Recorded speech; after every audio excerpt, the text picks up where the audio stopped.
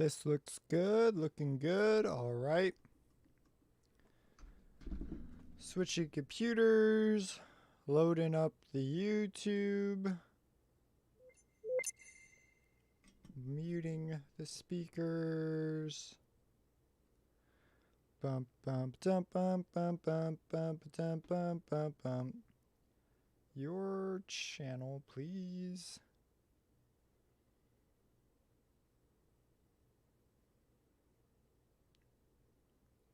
All right. So my goal right now is to just make some cool vocal chop presets that can be played like a melody. Bless my soul. That's all I want to do. So the first order of business is we're going to open up a patcher, and I plan to do this using Harmor. So let's get a Harmor up in this business. We're going to add a Harmor. Okay, now we need to find some dope vocals to use. For that, I'm going to open up Loop Masters or Loop Cloud or whatever it's called. We're going to find some.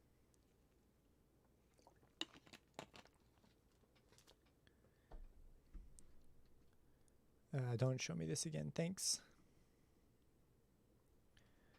I'm going to, where's my Loop Cloud, brother? I know it exists. I saw the window. I pick it. Just a sec. I've got to switch the second monitor. Don't show this again. I don't want to see that again. All right.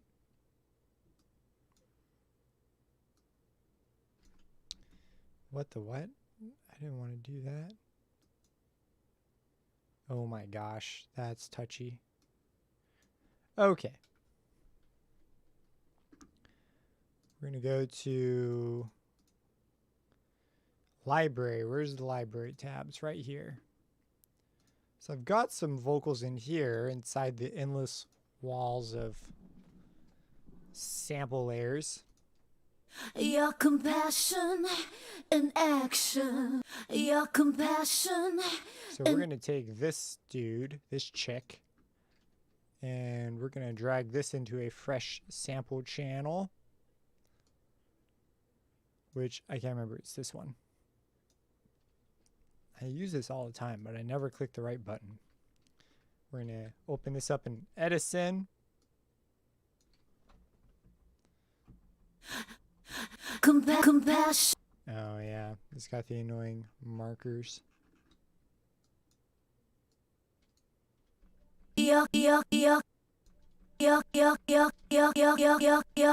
Sure, why not? Let's take that out. We'll make this into its own thing. Then we're going to go into Patcher and open up Harmor. Take this to the default preset. Open this up. Go to the image tab.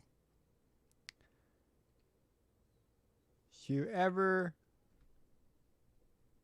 Oh, dude, your game was so dope.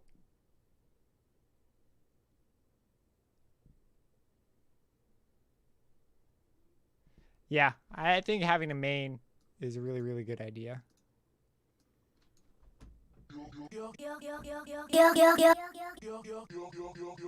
And I want just one shot.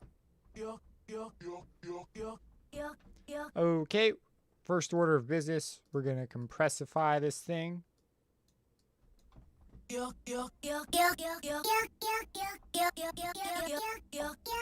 Hey, what's up, dude man bro? Welcome to the stream. I was messing with these earlier and had so much fun making these presets that I decided to go ahead and make several. That was loud.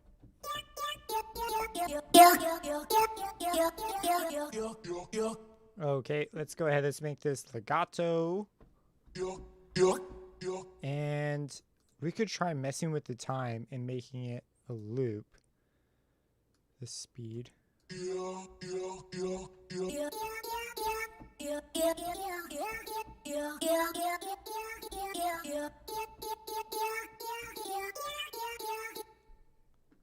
You like the sound? Thanks, man. I haven't done a whole lot yet. We're just getting started. Let's go ahead and dive this back. And let's grab ourselves an OTT. It's like our first order of business is get this to go through an OTT. I'm doing this in Patcher because I want to be able to save it as a whole preset thing. Hey, what's up, man? Adam Gearing is in the house.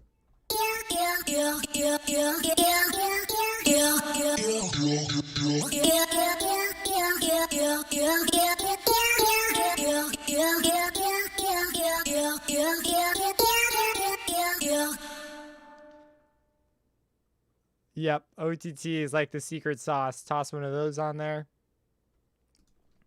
Heck yeah, man. Let's grab a Pro R. I want to try with a bunch of different. I'm interested in starting with different points of the vocal, and just sort of experimenting with what I can get out of there. Another Pro R after mixes.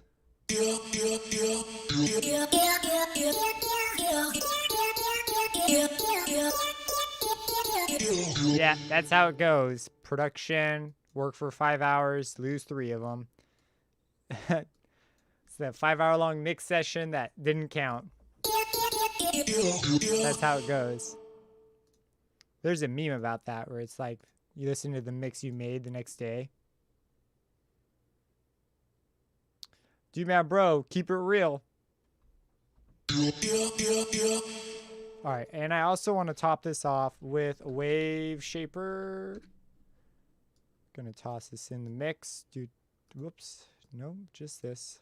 Just like this, just like this. Let's toss this in, toss down one of these, pull up the high end.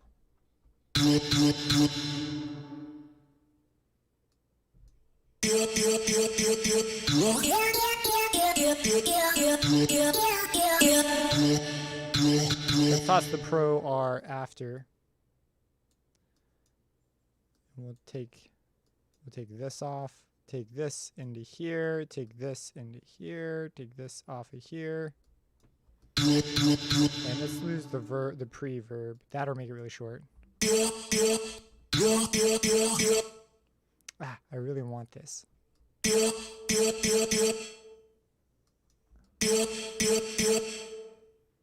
Let's just dial this back some then.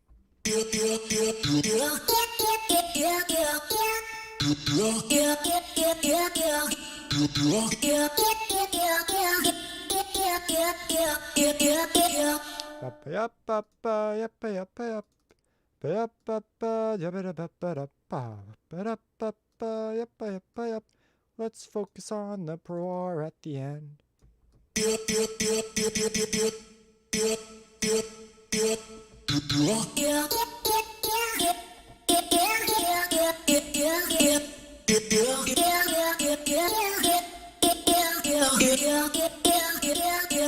That's pretty nice. Let's go ahead and save this. What should we call this preset? Save preset as, we'll come in here, we're gonna add folder, vocals, vocal chop things, all capitals. Call this the yeah sound. The most professional sounding presets only, please. All right, let's grab another piece of a vocal and see what we can't dish out. So let's come back into Edison. What's this part sound like?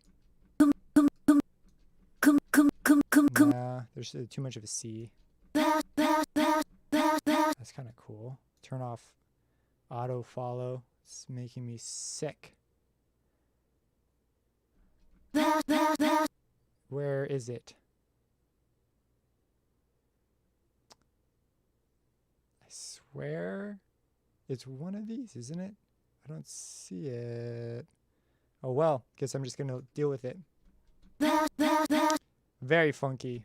There's a chop. There's a chop right there at the very end. I'd rather not have. I'm a little rusty with my Edison skills. See what happens.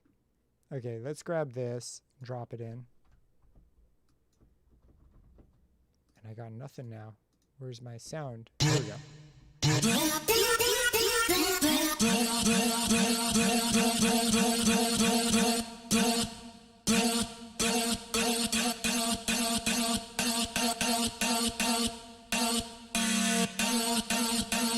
Nope, I'm not feeling this one. Let's look for another section to go after. Do, do, do, do, do, do, do, do, do. Hey, what's up, Nathan? Let's avoid the ch at all costs. Yeah,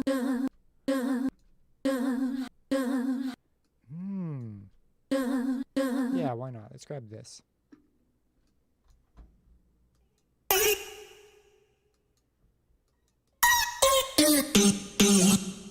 Why doesn't my keyboard want to do it?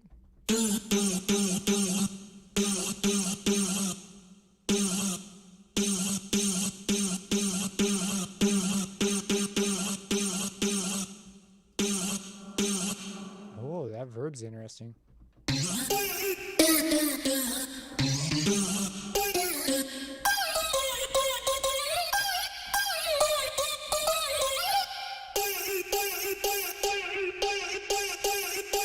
Dial this back.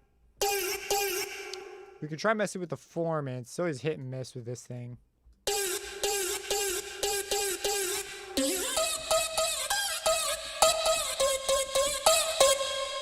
Let's grab the patcher chain. Move this out of the way. OTT.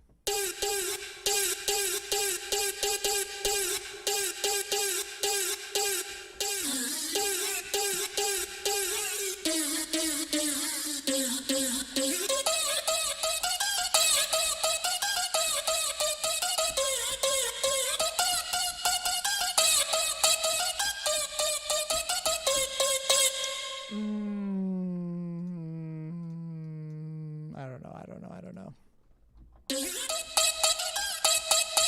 Maybe if we bump up the louder sections.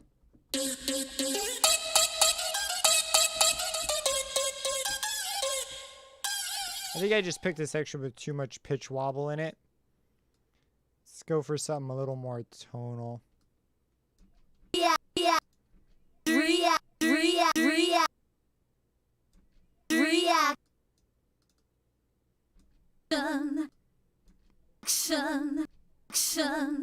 You know what we could do? Let's grab this sample. We could grab one that's wobbly. Like that. Let's just see if we open this in the pitch editor.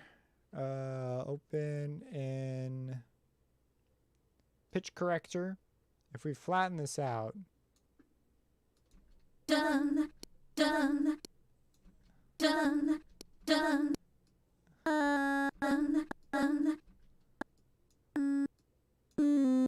What's this gonna sound like?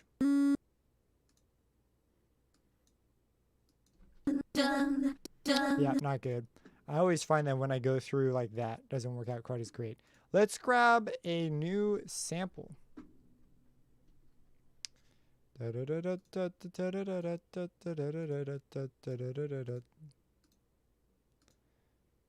let's not do these. Been using that one a lot recently. I swore I had one. Oh, here we go. Epic vocal beds. I can feel your smile behind your eyes. All right, let's take this one. Right here.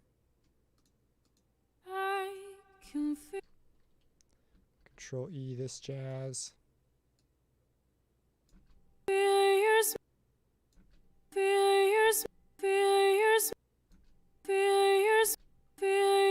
Right there. Sounds good to me. Take this out. Let's drag and drop this jazz into the harmor.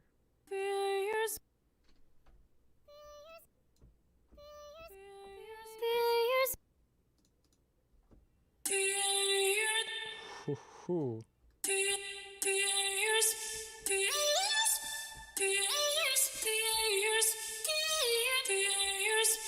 What note are we working with here? Open and pitch corrector. We're working with a G. So we want to go up 1, 2, 3, 4, 5. Up 500 it is. Close this, close this. It's weird that Patcher windows are by default floating.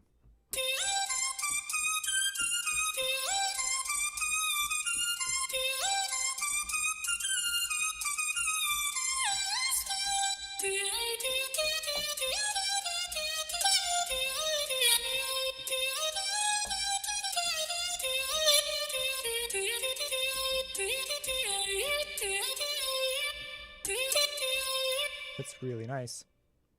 Ba-da-ba-ba-ba. Ba-da-ba-ba-ba. Yeah, it is. It's a good one. Let's toss a little bit more of the verb on. Maybe a little less there.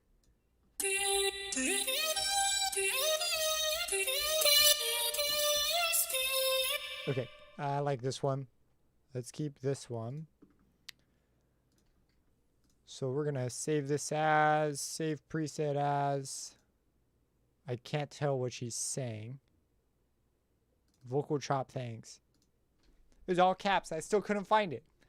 We call this Feel Yours. Yeah.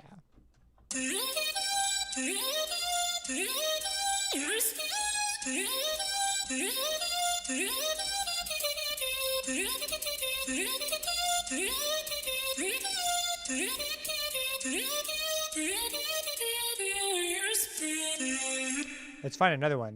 That's a good vocal right there.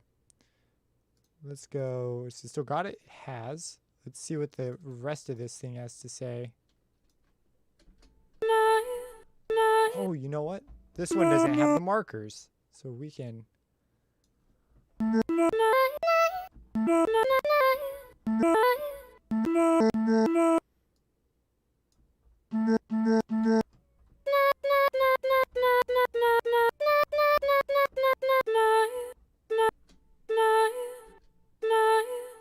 Move this.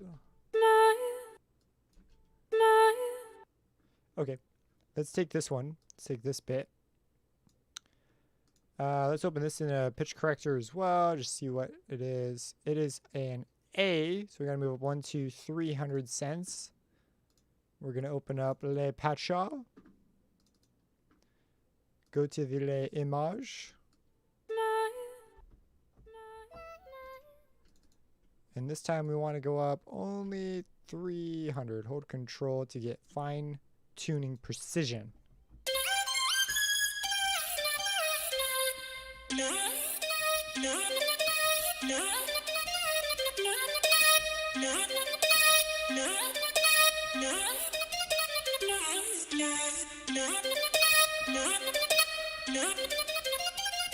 It's got like a, if we move this over just a bit, it's gonna hit right away.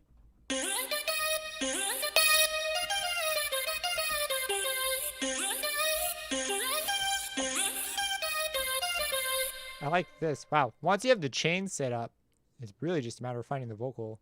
What would this sound like? Not that. I think it's more bell tone. Not exactly what I'm going for.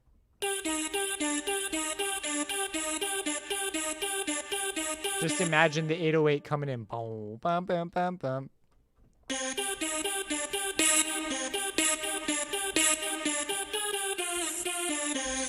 Yeah. Let's save this one. We're going to call it the... I'm not sure what we're going to call it. Drop any good names that you have in the chat. I'd be interested to know. What's up, Wiggles? We're just making some vocal chop stuff. Probably going to create something short after this, too. I just want to get like a solid 5 in. And these are a lot easier to make because you don't have to go through and recreate like the entire chain over and over. We're going to call this one, I don't know, the IDK patch. Such creative names here. I'm totally going to be able to figure out what this is saying later. Sir Wiggles. So I am unfamiliar with what the caret means. I think they're like eyes that are like closed. I think that's what they're supposed to be. Okay, let's come in. Let's hunt for another one. What's this one over here? I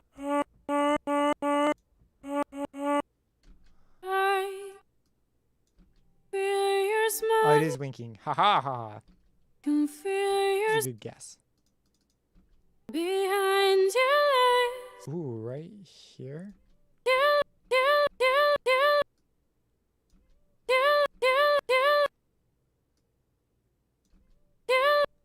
I think there's a way to do a quick fade at the beginnings and ends. Trim, insert silence, mix spectral, envelope, click free. I have that. I don't know why I'm still getting clicks. Fade in is Control F. Fade out is Alt F. How severe are these fades though? I go Control F. Oh, no, no, no. I don't want it that bad.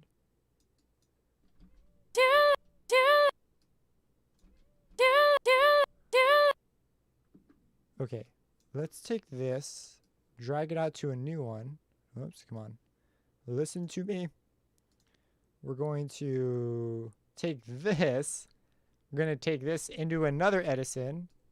We're going to Control F this and Alt F this. And then we're going to Control N this. And then we're going to drag this to replace this. Now we've got this, which we're going to use in our experiment. Where'd you go? Are you back here? And we're going to reset the time and grab the MIDI from the patcher.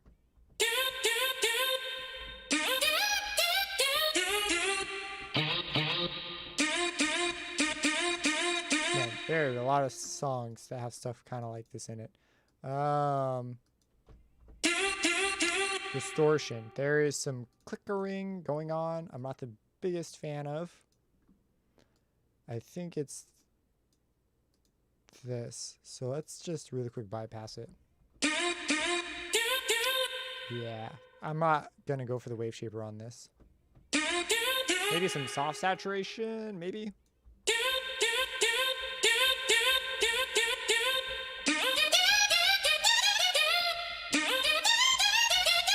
I view Edison as kind of like the sample page of a Renoise.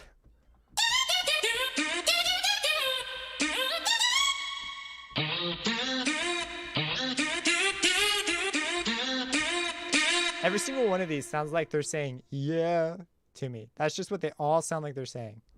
I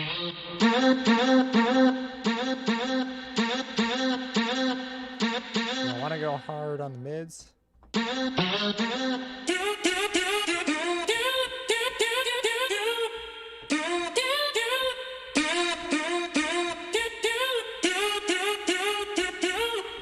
Oh, tuning. Can't forget to tune. Let's go. I forgot to tune the first one. Oh, it's already on a C. Now it bends up to a D. So that could be a problem. But for the most part, it's there. We're going to go ahead and save this. Save the preset as...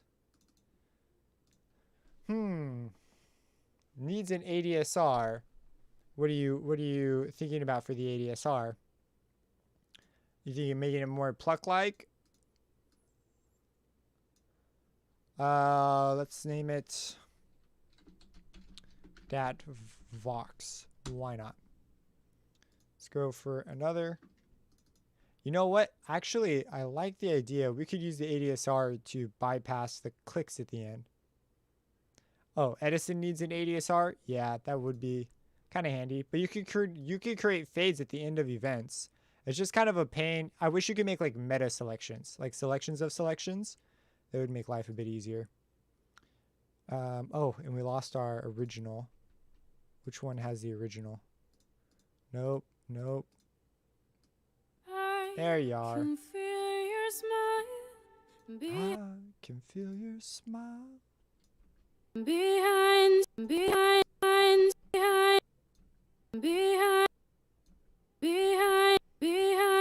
I don't know if a vocal chop saying behind is it's kind of funny. behind, behind, behind, I think maybe hind. behind, behind, behind, Nah. The second part, I think, isn't that the one we just grabbed? Let's go over here.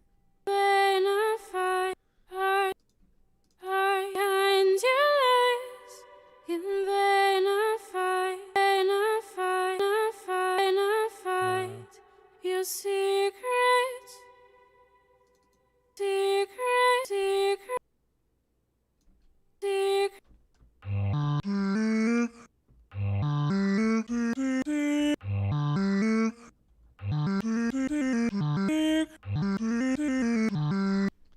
That's the end. All right, let's take this one, and then we'll start writing maybe some melodies with these things. Image. We're going to take you and drag you right in. Just going to go straight in.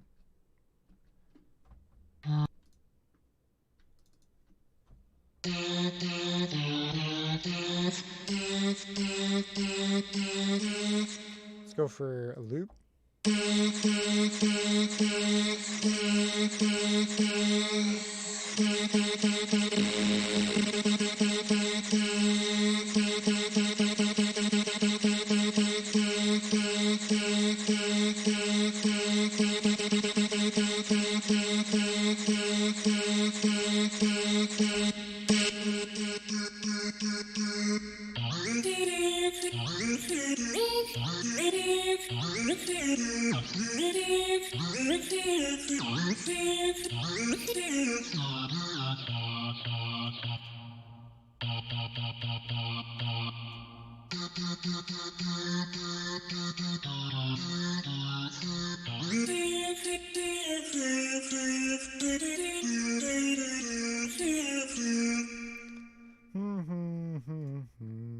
So we'll save this as. Sounds like they're saying the word dis over and over. All right. Let's see if it saves them right. Other way. I want to go through the vocal chop things.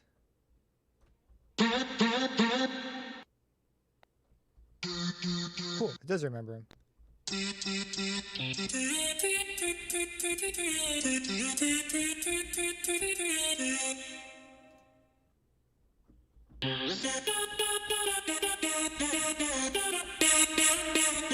Okay, cool. Let's run with that one as our start. We're going to set it at the classic 128. And yeah, go ahead, restretch everything. I don't care.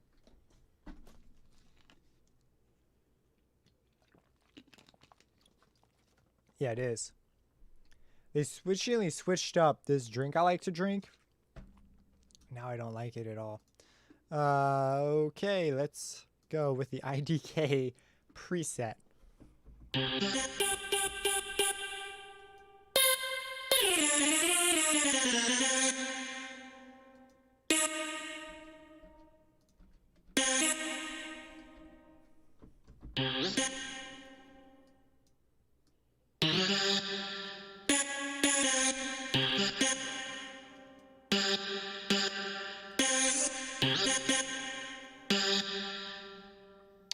Our... Not yet. I literally just made them. Like just now. Would you like them? I'll put them up for a download. But remind me after, because I am definitely prone to forgetting. Let's save this somewhere. Let's go to projects.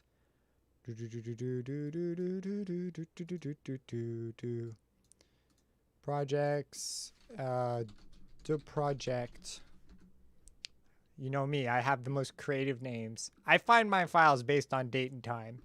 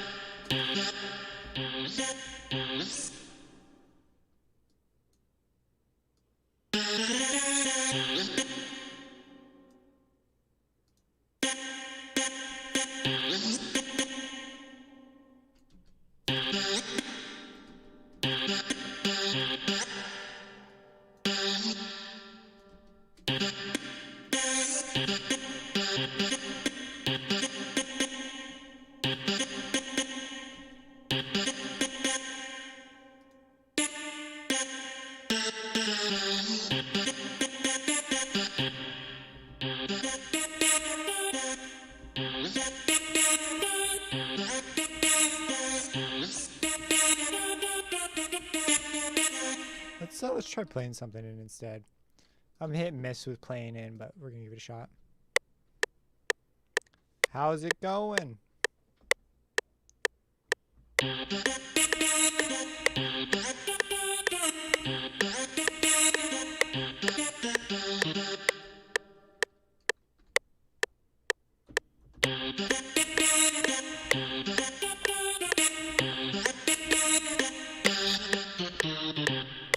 Perfect.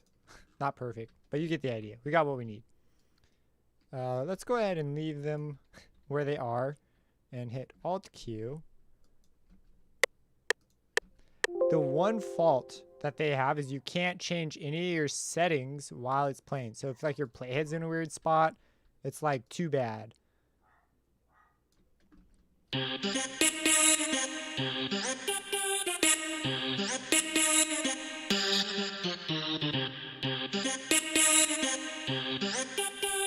So for these samples in Edison, you would need to use the time editor. They recently just added a time editor that's basically like the grid in Ableton. I'm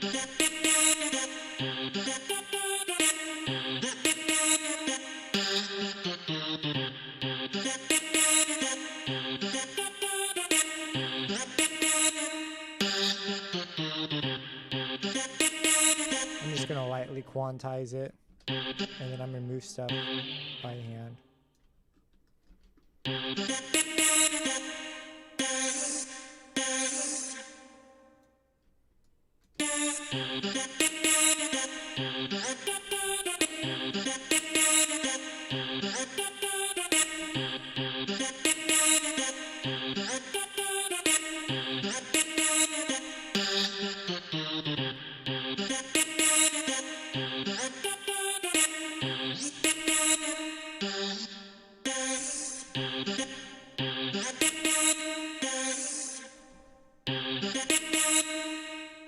I can't tell what that is.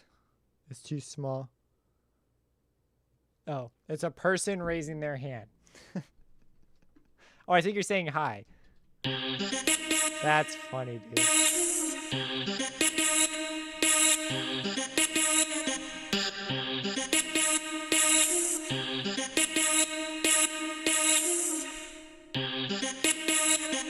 Yeah, this last part was really off.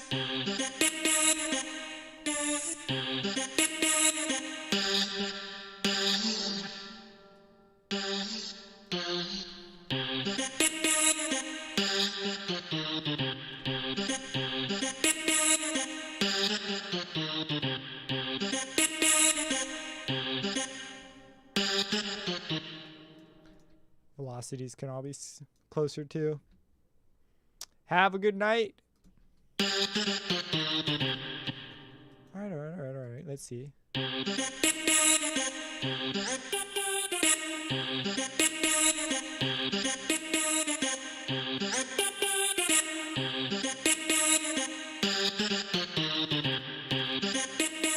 having second thoughts about that wave shaper I put in here. Let's just pretend that it's not there.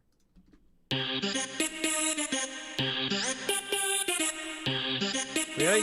Where I am, it's almost 9 p.m.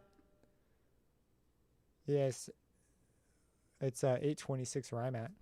p.m. This part is super off.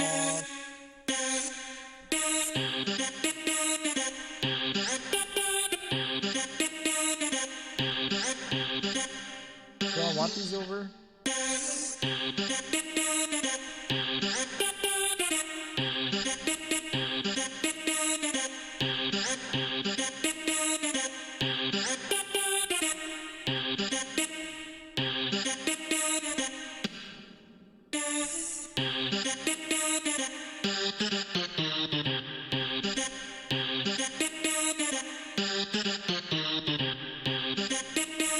Okay, so we got ourselves a somewhat of an intro thing. Let's grab all this and move it over. Oops. All of it. Now we're all synced up.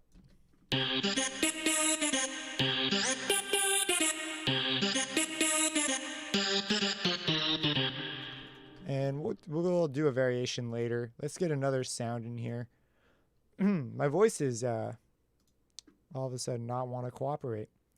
Do do do do do do do. We're gonna post it in here. We're gonna turn this down.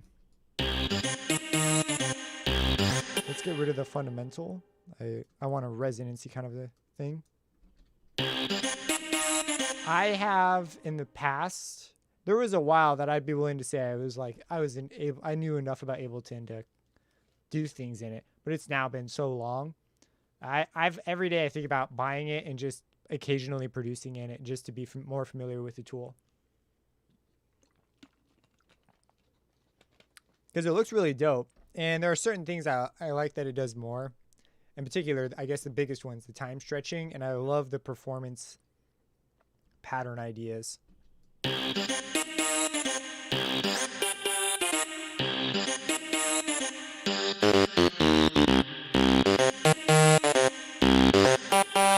secret to this is going to be a phaser.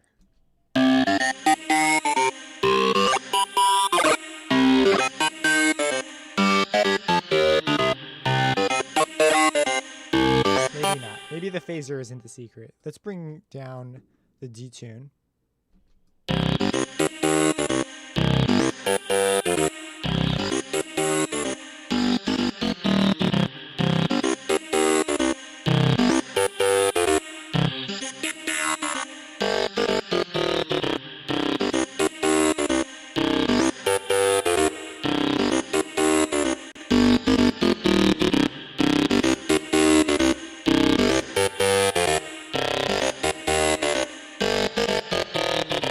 That is super true.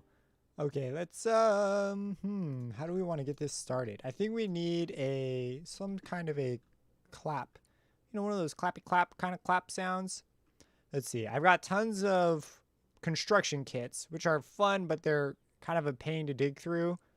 But let's go ahead and put ourselves at risk here. Morning chill. Sure. What do you got, morning chill?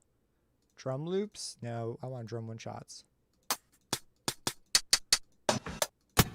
That's kind of cool. Keep that one. I'm a pretty much toss up now between diving into XO and looking through here. Ooh, some sort of an intro thing perhaps. We'll name it the Teeny Kick. And yeah.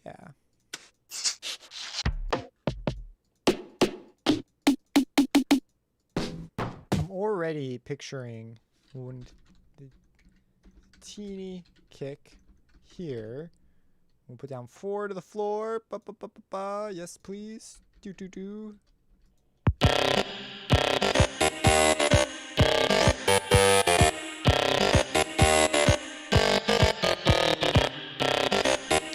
And let's automate both of these dudes.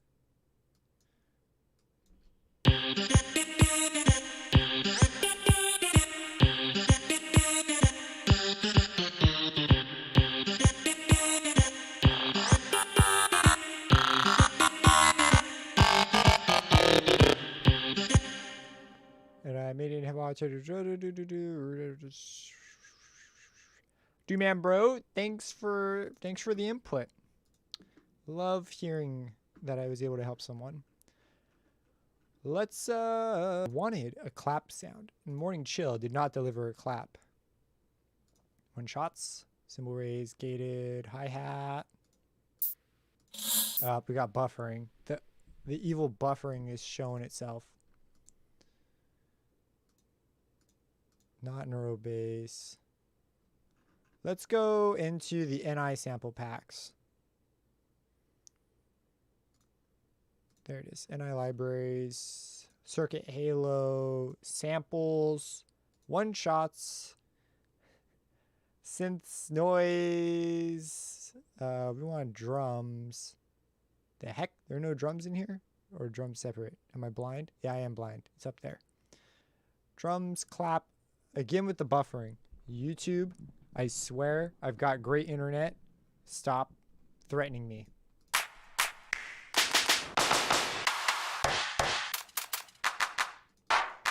Clap Pit 1 kind of works.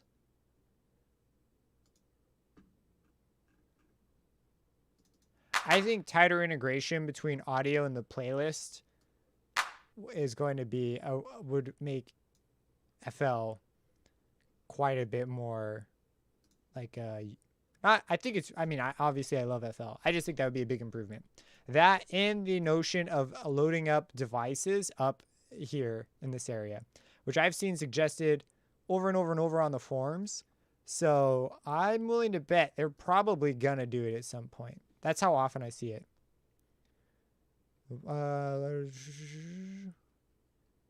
What I like to do when I get stuck is just focus on a particular technique. So like today I started this session by just screwing around with vocal chop ideas. That was it. And you can get, it's on this one. Try out a technique. Try out, maybe there's a cool rhythm you want to try. Maybe there's a cool notion of kick drums that you want to experiment with. Just try out, focus, instead of thinking about like something as big as like an entire track, try thinking a little smaller. I keep looking at the chat because I feel like that's where all you guys are, but I know you're up here. So yeah, my advice would be to focus on something not so big. It kind of limits your scope, which is really big in, I think, being productive. Being able to see an entire picture, but also being able to focus on the pieces of that picture that need to get done. And keeping it still, you know, fun to do.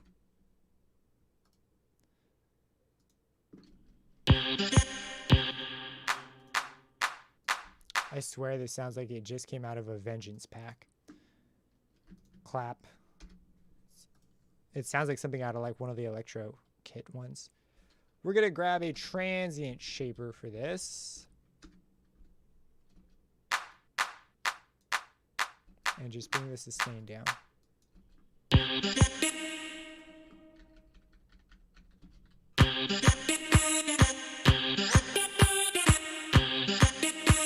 Oh, dude, glad to hear that. Yeah, I'll be doing live more often. I am starting back up school. I'm in my last like year or two of electrical engineering for my undergrad. And so it'll be interesting next week because I want to do more live stuff. We're gonna make this, do one of these.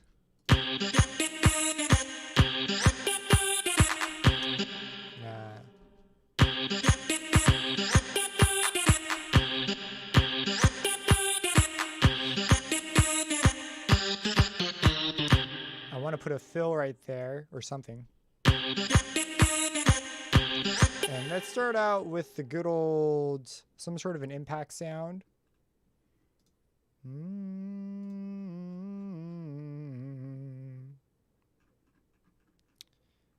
Let's go digging through density. So density, if you use the link in the description, I have a link to it right now. They're having sales on this library in particular. So figure out, go through some of it.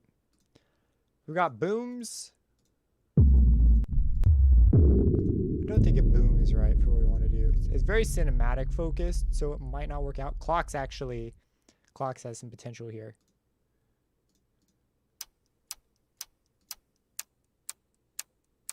Okay, we're going to really quick load up a clock. And we're going to edit, and this will sort of answer your question. We're going to go into the time warper, and it links it up. This should be synced with the tempo now. Let's go to a blank pattern. Let's lock it, and let's check it real quick. No, it's not locked up. Sync, I think. Is that what I just want to pick? I don't have a ton of experience in this. Oh, snap. That's really easy to do. And let's grab this and pull it out. And boom, we're cooking, man. There we go. We got a cool clock in here. 8Dio also has a really cool clock library that's like $8. And it's just a bunch of clocks. They're more useful than you think, especially for things that have like tension and stuff. Okay, let's see here. We've got hits and a whole bunch. Let's see what trailer has.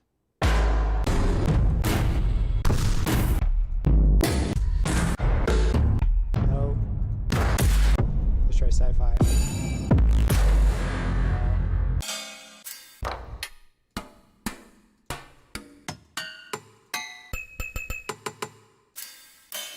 Kinda. We might be able to use some of that.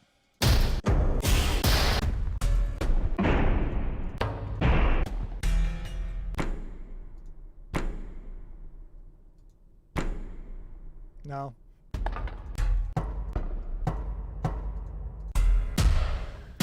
If that had a longer tail.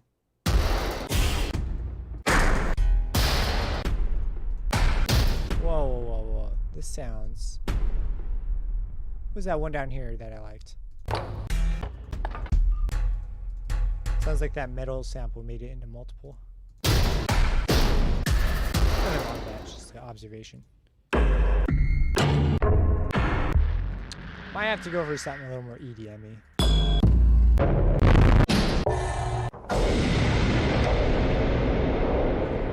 Great for trailers. I'm gonna go to something a little more EDM centric. Let's go for an impact comment. Let's go for clap. Pay attention to the maelstroms. If you say so.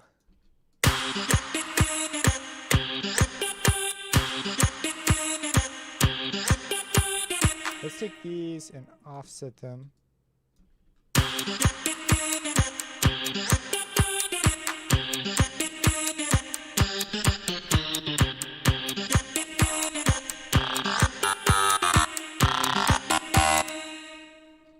We're gonna open up a Fruity Love filter. It's fine where it's at. We're gonna go to a high pass, and we're gonna automate the cutoff.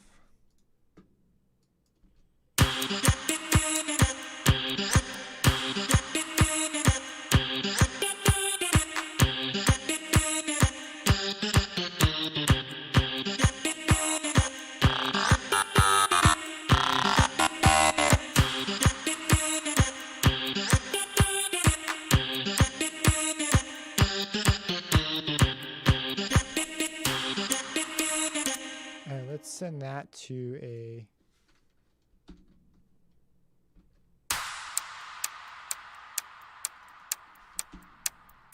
we're gonna move this way over.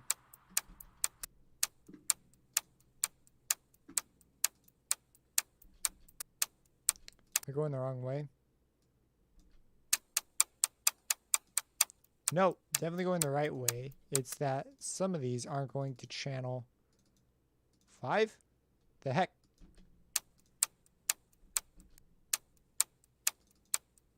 Oh, I know what it is. It's that time warper is still open. I'm gonna get rid of this. I'm gonna get rid of this. There it is. Howdy, howdy.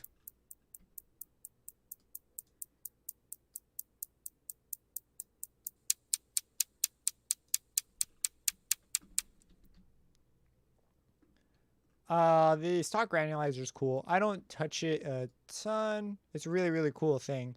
I have a track from a long time ago called The Fat Man, where the granulizer is like one of the main elements. So if you're interested in the granulizer and sort of what it can do, you can check out that.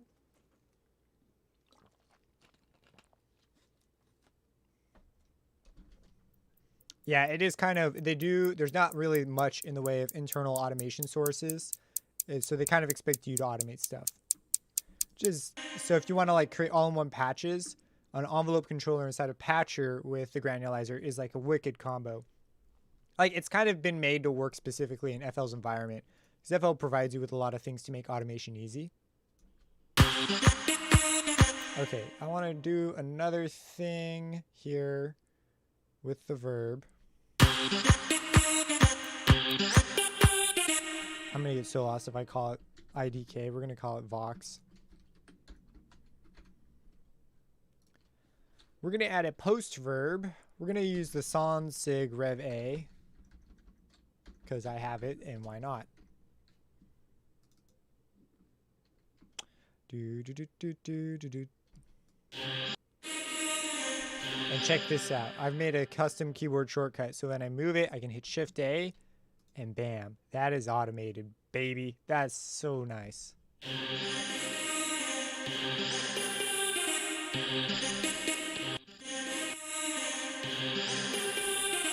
the fusion's all the way up. Is it the pre-delay?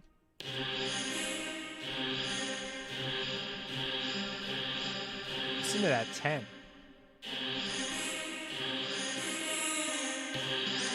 That's super nice. Where's the 0? I really like that. The character changes like the speed that it happens at. We're gonna change up the high decay.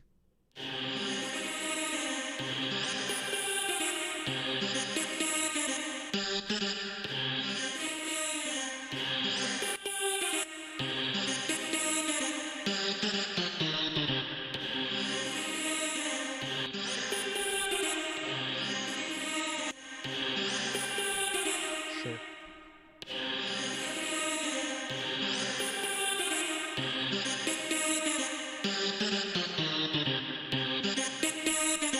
Right here, I'm going to record this into an Edison without the verb. Edison, record on play. We're going to take this, we're going to cut it, we're going to take all of this, delete it, paste it, grab it, bop it, put it in here, swap it. We can lose the Edison now. I'm working on one window, and I love having my mixer on a second window. Something that always sort of gets me. I'm thinking about what would this do if we reverse this last piece, or maybe just this bit. Oh, this reversal is kind of, the reversed bit would be like right here, I think. Slightly confusing. We're going to reverse this one bit. And then we're going to keep the rest. So we're going to chop.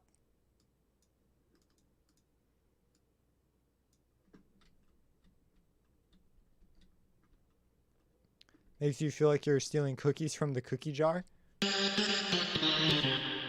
Wow, reversed doesn't sound like anything different. Is this reversed? Yeah.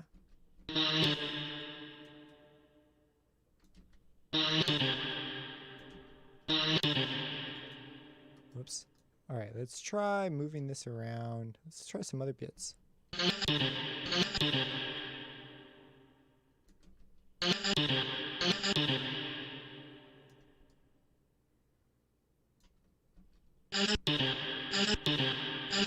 It's a devious melody. Oh man. I didn't mean to write something devious.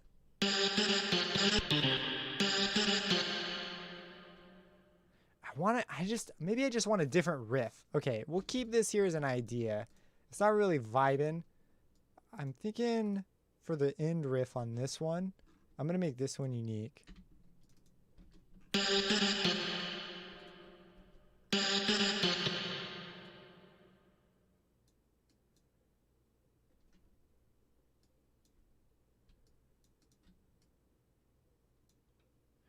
Wait, this is the... Go back. This isn't the right edit, I think.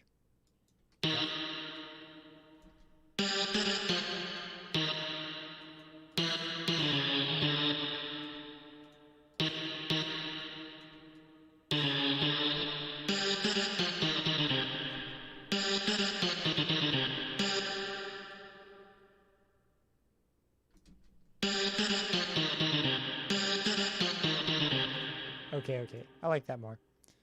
We're gonna grab this, put it up here. We're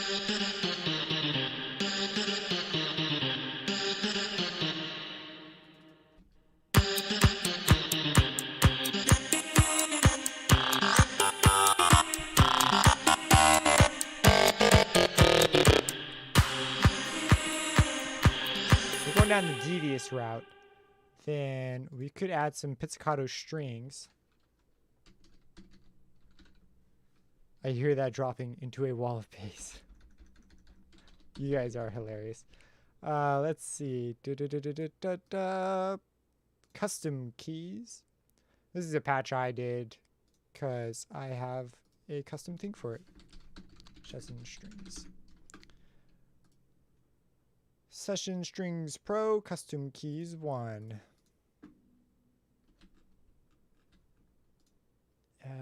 Now, did I create one? Okay, we're going to replace accent with portamento.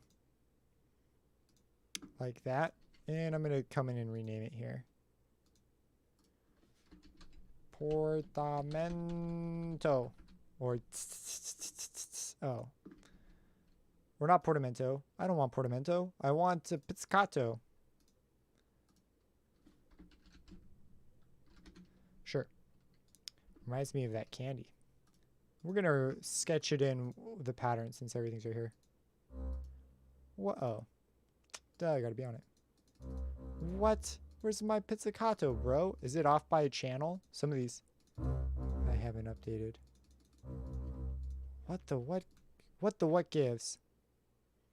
D1, portamento. What note is this triggering?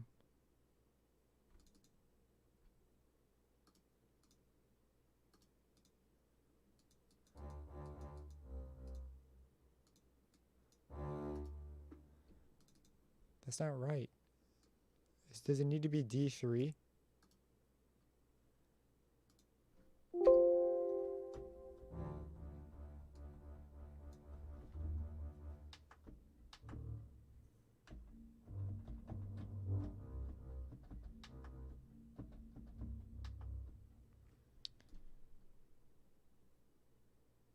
Let's try D1. That's what I have it set up as the key switch, right? Yeah, D1. It might be the 2 MIDI octaves.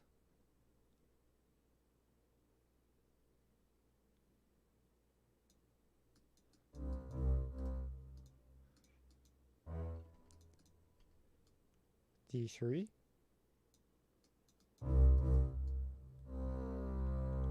What? Why isn't it working? Is it D1 correct after all?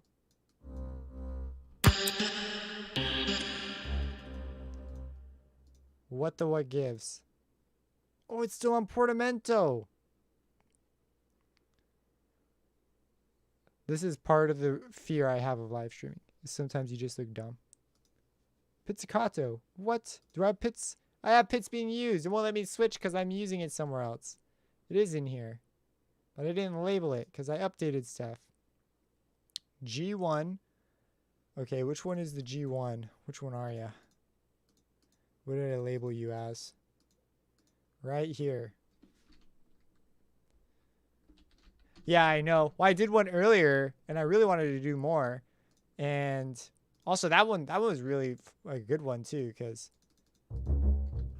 got in a. I really liked the piece that I wound up making.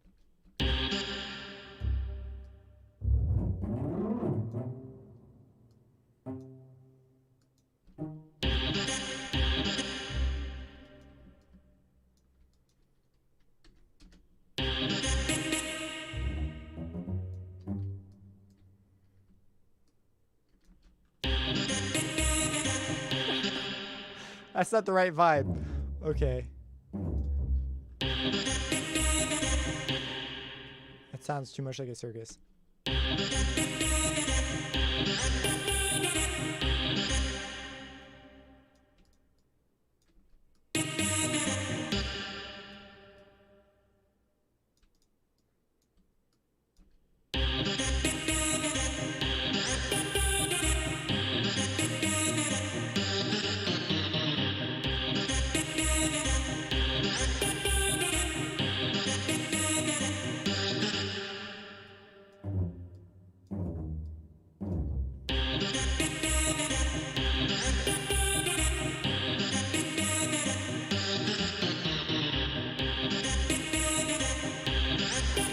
Okay, I'm digging this. We're gonna add some drums. Drums. Well, I guess not really drums. Let's go for the action strikes. Hits. Instead of big cinematic, let's go for tight goes. And the MIDI doesn't want to display, right? Because I don't have it. These are our options. Maybe not tight goes. Let's go for modern percussion.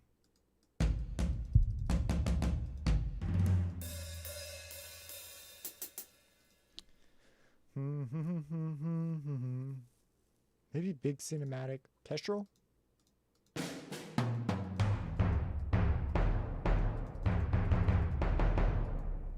Sounds disco. Yep, looks like we're gonna go for the big cinematic after all.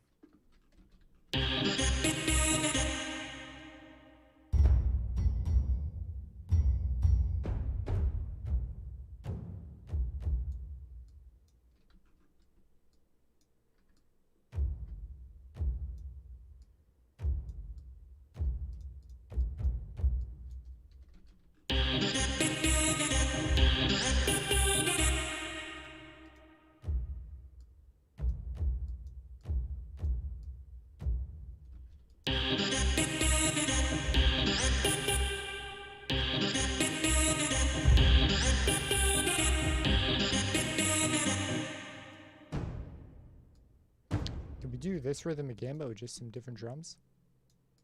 What do we got up here?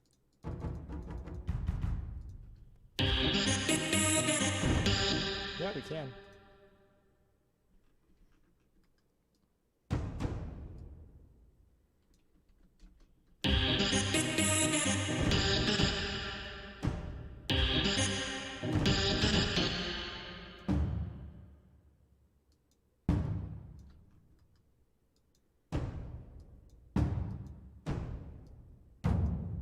Ah, not that one. Ooh. That's kind of cool. All right, let's see here. These are all kind of one velocity. It kind of works right now. When I mix it, might come back and change some of this. Because right now everything's just loud.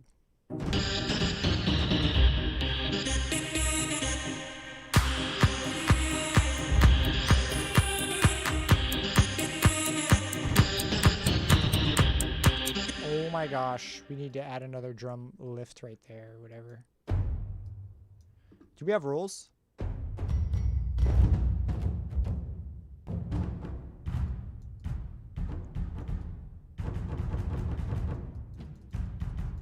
Is rules a thing? Do we have anywhere that's got an authentic? No.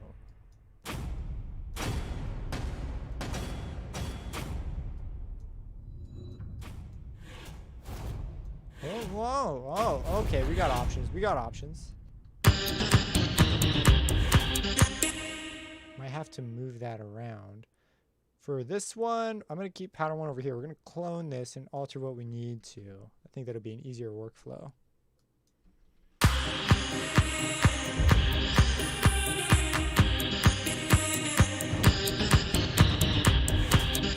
So this is slightly off, so let's get the timing.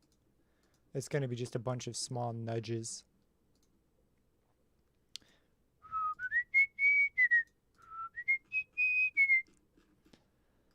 Oh, where are you? Too early? Or too late. I meant to say too late. Okay, too late. Ah, right. Yeah. Right around there. Be easier to work with the waveform directly, probably on that one.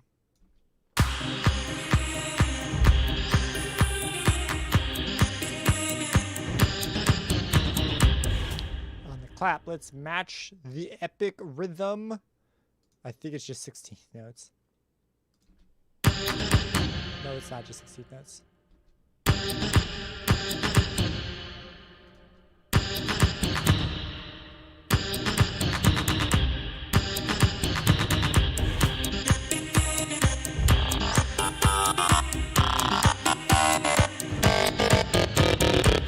There, we're going to take the last bit of this. You know, that's actually, you know, I vibe what you just said. I think so too.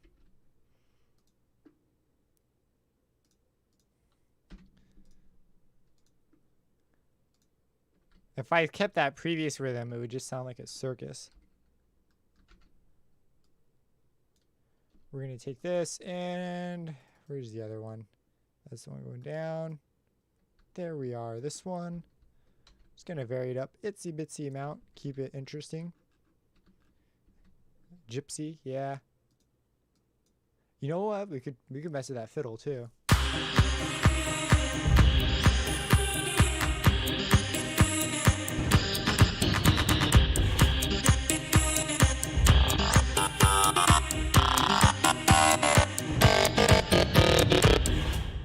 Doo-doo.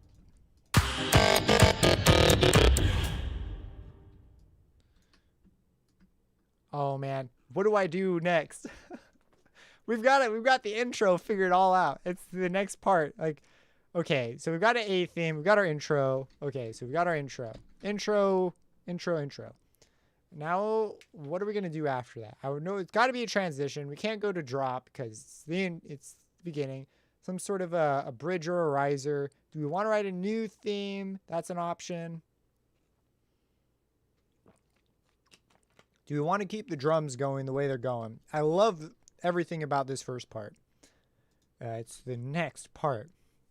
It's going to decide what direction we take. Yeah.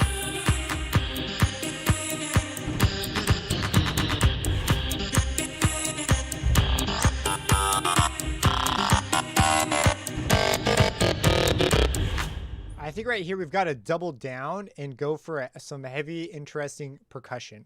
I think that's kind of the direction this is going. So let's go ahead and go that way. So on this pattern, can I make these percussion hits any louder? I think I can, but I'm not going to do it with velocities. I'm going to try doing it with a transient shaper. So let's send this to some outputs, and then on track 37. Oh, and we've got to map the outputs out. Ocean's Greatest Love Machine. Let's see, 1 to 2, and then on 2, we're gonna call this the drums. I had to convene with the universe there for a second. We're gonna call this transient shaper. I don't know why my eyes are having a hard time focusing on the phone. It's not happened before. I'm getting old, guys. It's not good. I'm too young to get old. I'm way too young. Okay, so we're going to try leaving these all where they are, and we're going to bring the attack up. Whoops. Gosh dang habit. We're going to move this, and then we're going to hit Shift A. And we're going to bring the attack up some. This is going to make the drums really loud.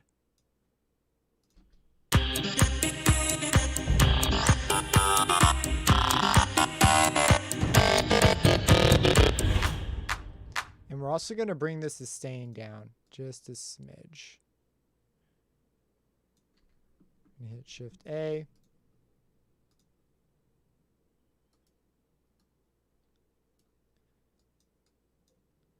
We're going to keep these at the values we set.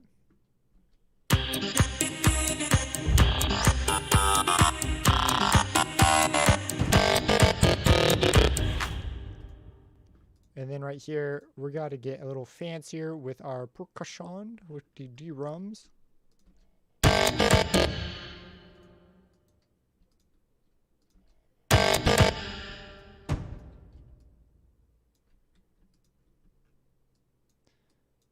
We're going to do one of these rolls.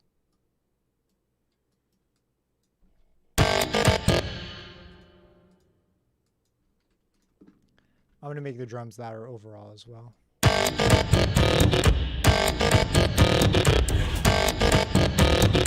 I do have phase plant. Yes, sir.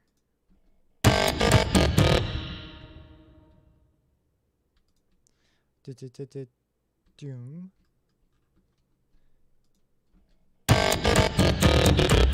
Okay, next we're going to go to a new pattern. We're going to call this the D drums. Yep, I love phase plant. Excellent synthesizer. I've got a whole series on it. It's like 30 videos right now. I'd like to go back and redo a couple of them, actually. I could say that about a lot of videos I've done.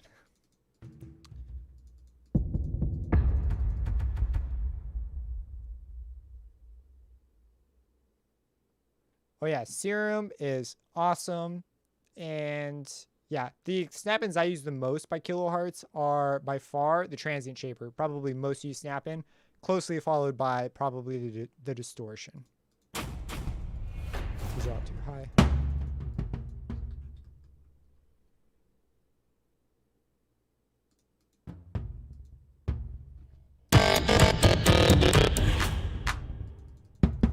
Why don't I hear this? Oh, it's there. It's there. Do do do do do do do do do do do.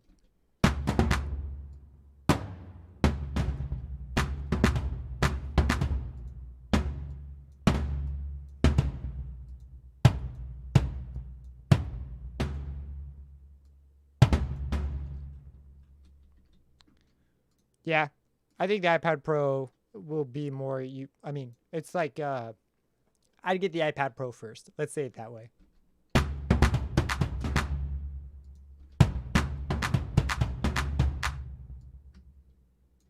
I want to stay over here. Let me change my selection.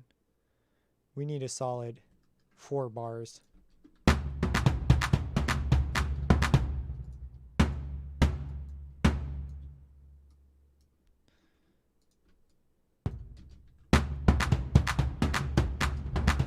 A little softer than I want.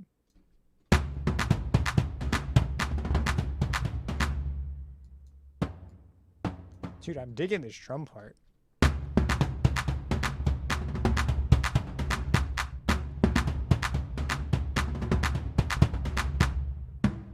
Let's layer it up with something.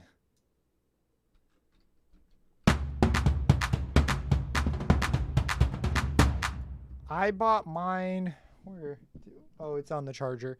I bought mine ages ago. Still use it like every day. It was a big life improvement for me.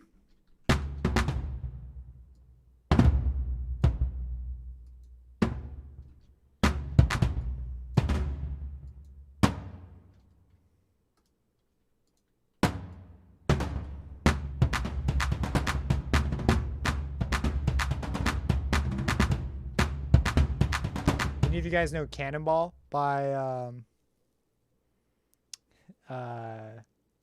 Noisia? Jeez, reminds me kind of that. Yeah. By the way, there's an affiliate down below for Plugin Boutique. If you're gonna go search there for some deals, click that first. They've always got good deals. They've got some great ones right now for Sublab. Sublab's always got a deal going on, and yeah, there's the Density that's also doing a thing. There are a couple others. Damage 2 just got released too, which I haven't checked out. I don't even know if I could get a copy. I'd probably, because sometimes I'm allowed to ask for stuff, but some of the really high tier stuff, that's like reserved for like, they want specific people to show that stuff off. So every now and then I get included, and then other times I just buy stuff. I think the deal of the day, if anyone's looking though, is the Arva. This thing's freaking amazing. But yeah, it's at half price right now. Deal of the day for sure. Yeah, the R7's cool. The noise restoration. I use a lot of the individual modules.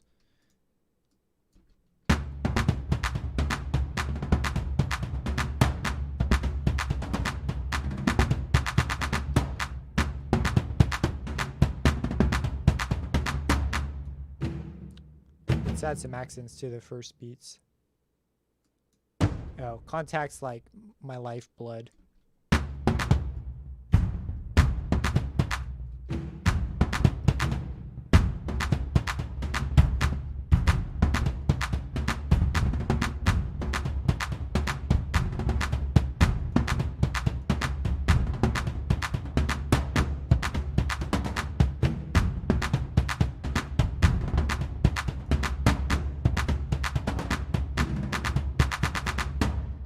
Yeah, I love Plugin Boutique. They're really, really great.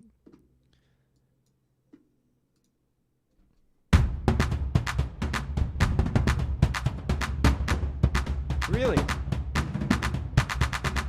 Half the plugins that exist today, no more than half, like 80% didn't exist when I started, which was, I was looking at it today. I started 10 years ago, 8 years ago. I wasn't producing every single one of those years though. There were several years I didn't produce at all because I went on a mission.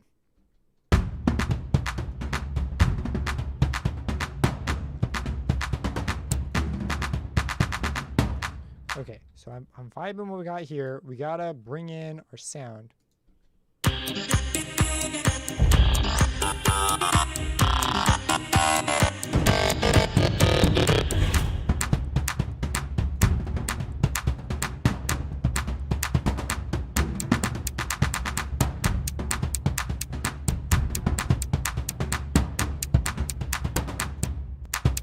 Okay, now we gotta write in a sick line. We're gonna call this the sicko. This is gonna be sick, bro. Gotta set expectations. Call this the sicko line.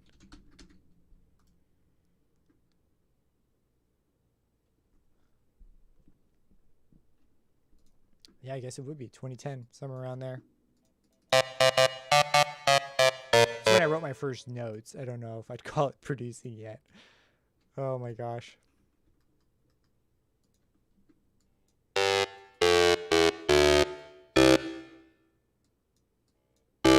We gotta think. Okay, I gotta get some inspiration first.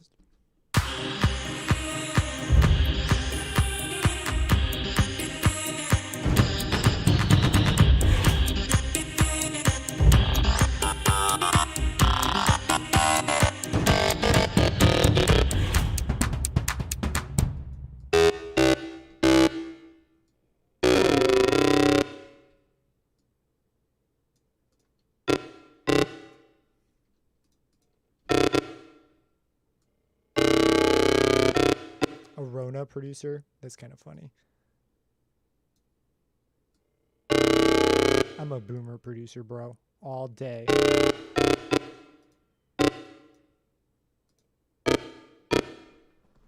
Cool, cool.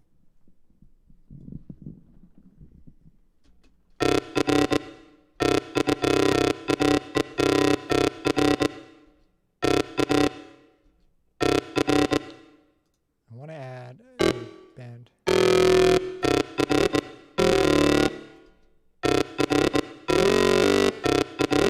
No.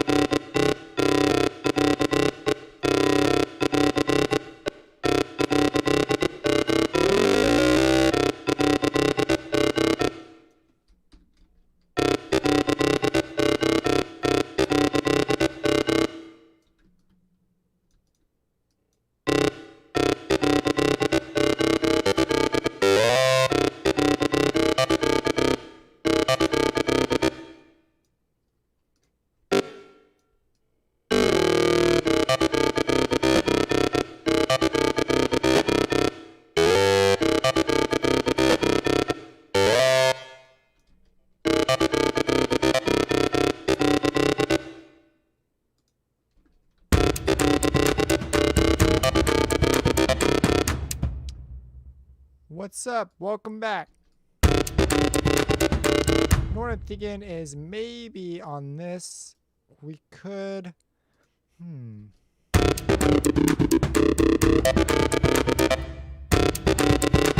Where's that low pass filter?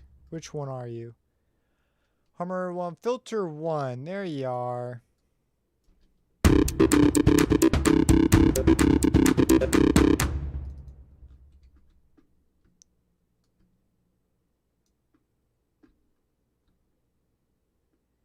Oh, dude, thanks.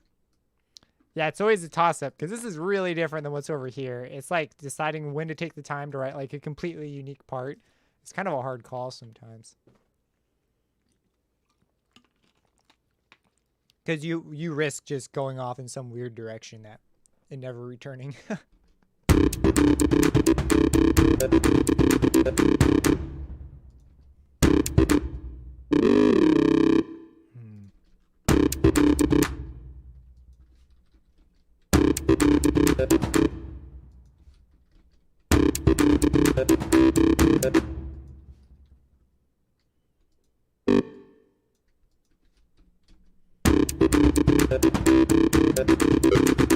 That's too much.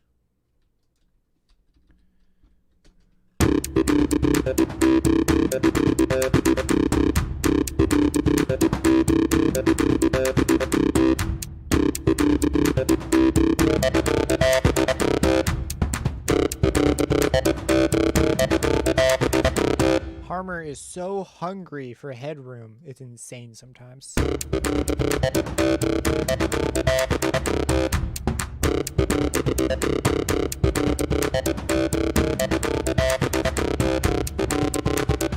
then this might actually sound pretty cool if we have a wide resonance moving up it while this happens. Sicko-line resonance. I love the name of the automation.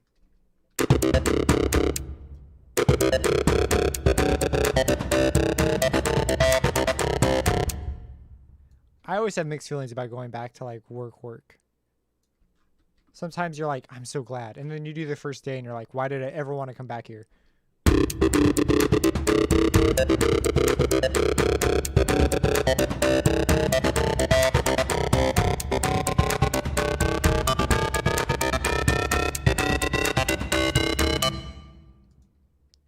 Make unique.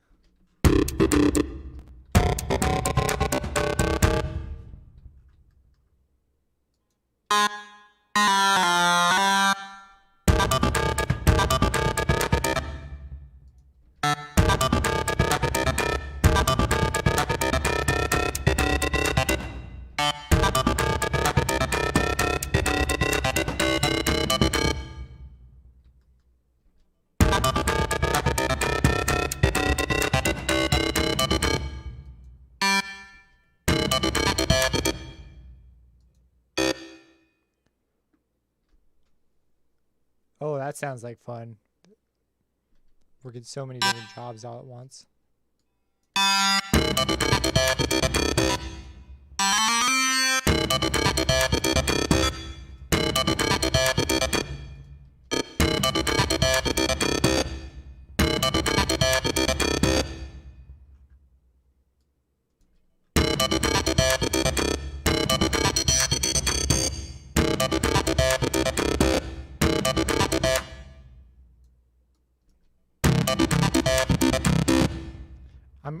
Ooh, interesting decision if we keep that while it's going. Let's bring everything is just really loud. Maybe I just need to monitor a bit louder. I keep wanting to turn the drums up. Everything's already probably too loud.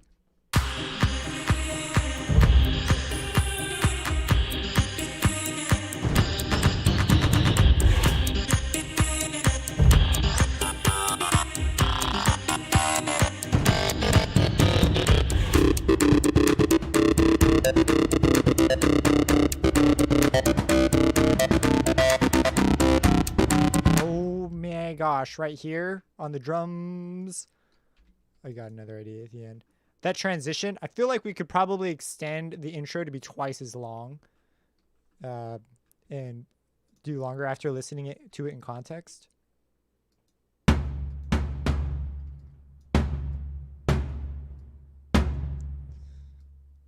How would this sound like this with these going like this?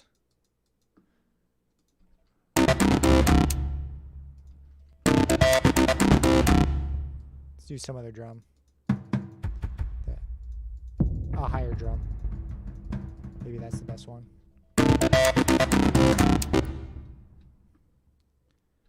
When you say automate your samples in FL, what exactly do you mean? Do you mean like what do you want to automate? That's the question. Because automating a sample is kind of it doesn't really make sense as a sentence because you don't automate the sample, you automate something about the sample. So if you could ask like what specifically you want to control, I could probably give you advice on how to do that.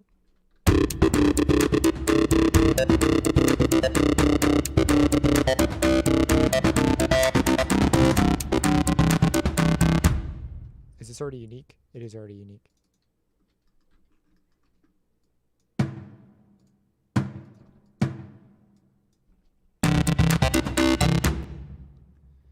if I bounce something to a WAV file, I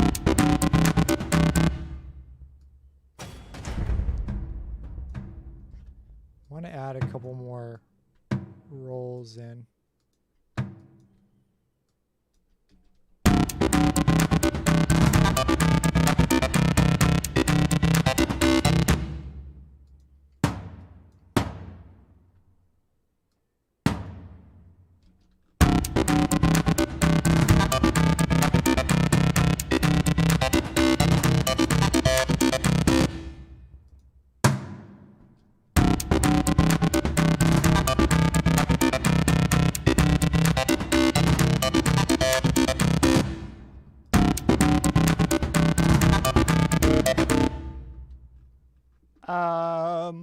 Okay, so all you got to do that is you grab your sample. I've got tons of random vocal samples here.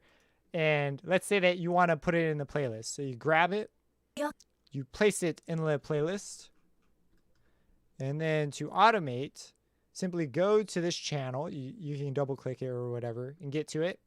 And then on volume or panning, simply right click. And anything you want to automate, you simply select create automation clip. And it creates an automation clip, and then you can add points and control that thing.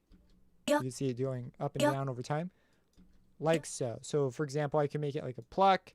I could automate the panning. Now, okay, the way I do it fast is I right-click and I just hit A. And then, boom, it'll show up. And then I can go ahead and do it like that. Yeah, so you just right-click and you select Create Automation Clip. That's how you do stuff when it's just a straight sample like this. VSTs are a little more complicated. I don't even use the standard way anymore for third-party stuff. I created my own shortcut for it.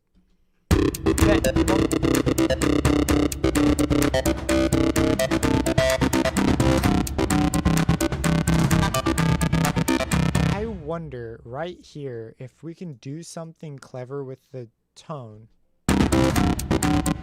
to really drive it home. Like, let's say that we've got the phaser, and then we're gonna chop this right here.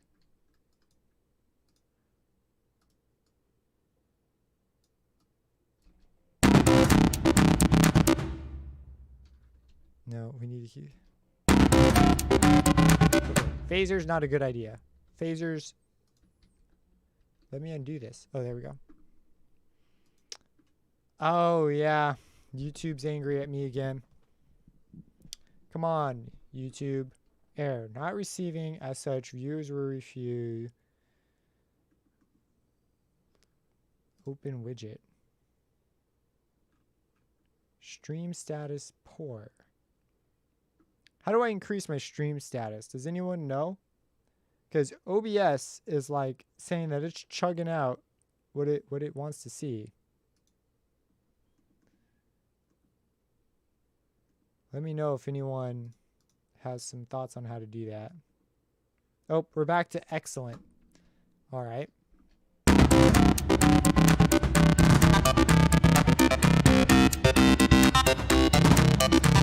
You know what? We could automate this for sure.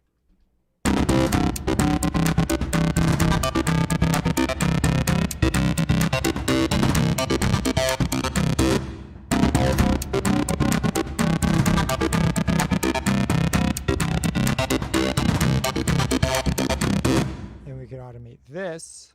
Another one that'll work.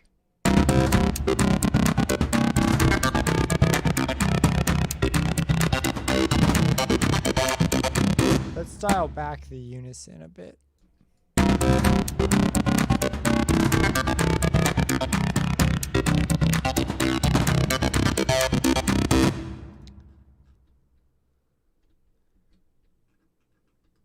And then I got to decide, do we want to double down and do this for 4, or do we want to just do this for 2?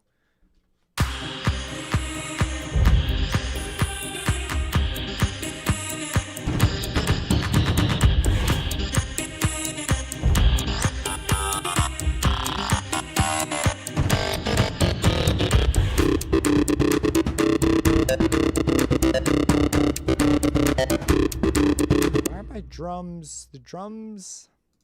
Okay, let's bring, where's the sustain? Let's bring the sustain up.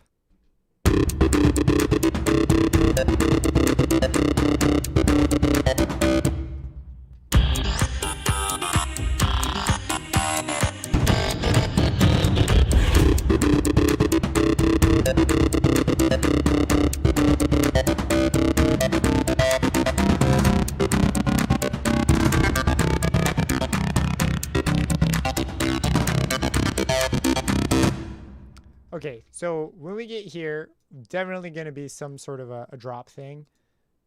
Let's try really quick creating an intro to our intro. The intro's intro. And for this, Rasputin. Oh man, I'm like scared to sing the song because I can't remember entirely how it goes.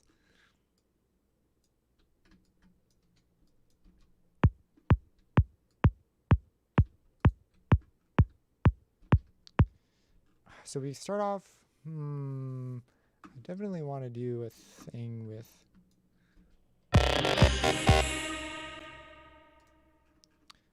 let's lose the sicko line at the beginning.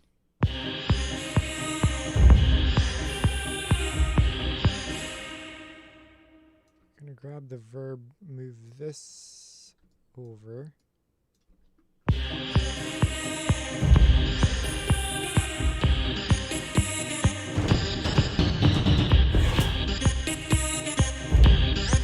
And then on these, okay, I'm gonna make this unique. We're gonna, whoa, I'm sorry, I didn't mean to chop you off there. And let's go ahead, add on ourselves a clap.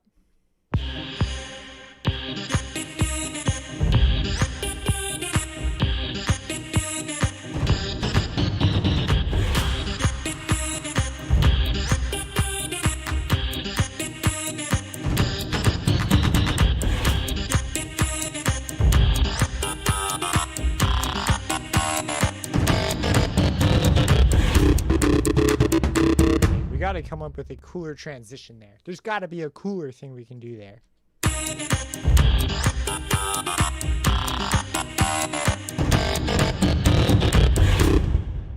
think like part of it is the fact that the sound doesn't open up all the way.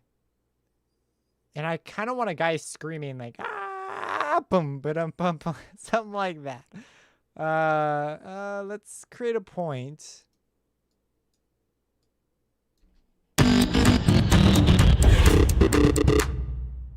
Oh, you know what? Thanks, man. I appreciate it. Let's add some brass right here at the end. It's just screaming for trumpets. So let's do that. I even know which trumpets I want. I want brass. Dude, thanks, man. Let's go for horn solo, trumpets, A6, buddy. Trumpets A6. We ain't messing around here. We got trumpets A6, bro. We're gonna go for, what MIDI are we on? MIDI 3? Okay, to 3 it is. Do you have formal training in composition? Kinda, sorta. I have taken, okay, so I've never taken like a composition specific course, if that's what you're asking.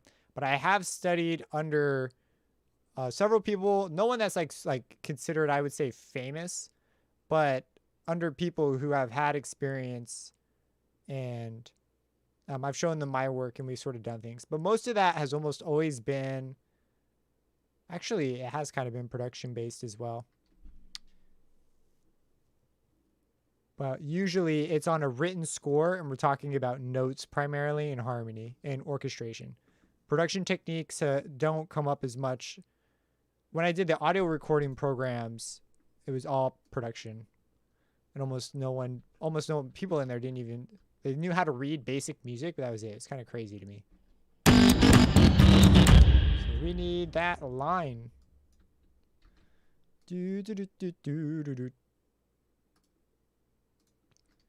Okay. How high can we go?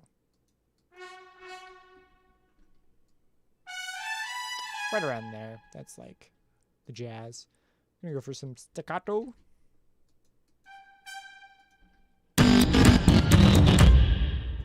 And then these are gotta be long. We got a marcato. Could be cool. And they're kind of soft, understandably. They have to fight literally everything else happening. So we'll turn stuff down later.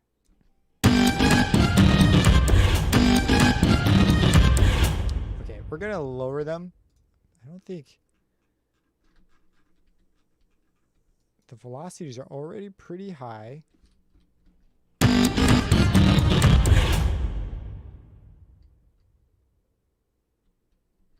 This one is Spitfire Symphonic Brass. Yep, sounds great. I absolutely love them. I'm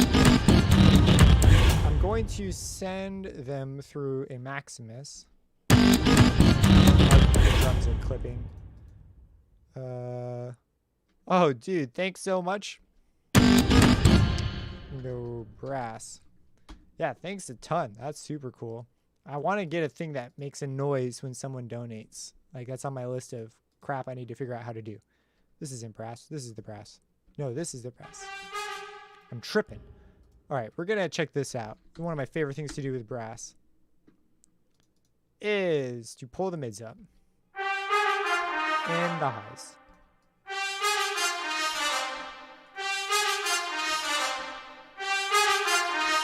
But to use Maximus to do it. And then something we could try, I've been doing this a lot recently, it's always a hit or miss, is to do some of this. Adds just a little bit of distortion on it. And my video on distortion that I recently did, the recent one, I talk about this move specifically and like why it works. It's really hit or miss though. Like I was trying to do it with the vocals earlier, it just wasn't working out. Let's try bringing. I don't mess with tightness hardly ever. Let's see. Release is fine. Expression variation. Let's try messing with the close mics, bringing down the tree.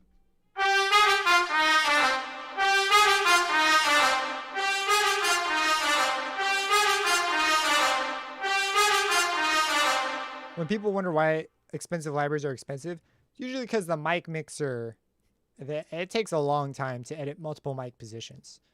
Because I tried that, and I didn't even do that many, not very many articulations or anything. It takes forever to make a comprehensive mic mixer just on the sample recording alone, let alone the editing. All right, let's see how this fits. And let's grab a bass trombone. So we're gonna grab I'm thinking brass again. Yes, please.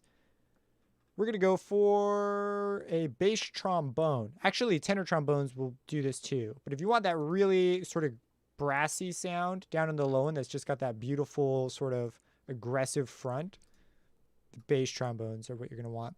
I'm actually told that Cinesamples is like the thing to do this with. So maybe we'll mess with that a bit.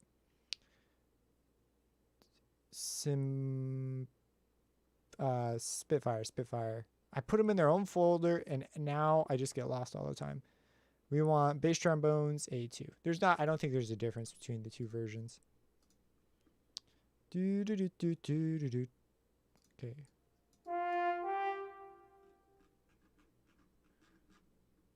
Let's paste the line in. This is the Quiver. And I'm going to need to solo them. Otherwise, I'll never hear it. Too many windows open. We're going to go for 4. We're going to solo the bass trombones.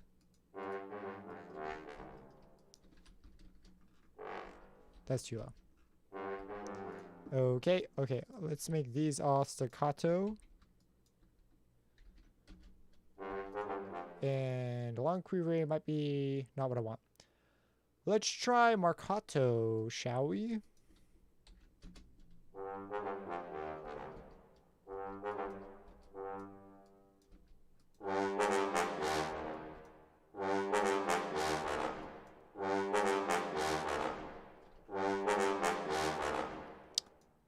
sounds kind of sluggish.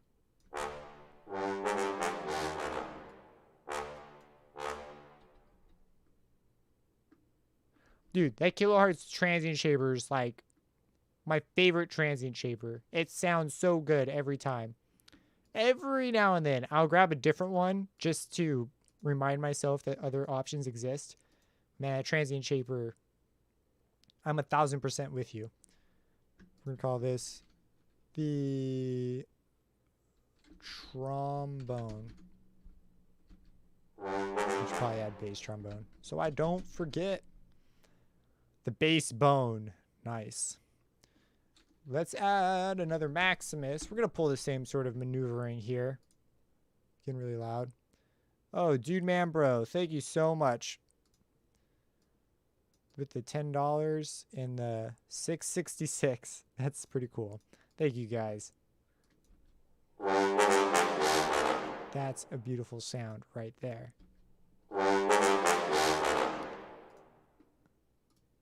And let's unsolo it. That's more like it. Might be a little loud now.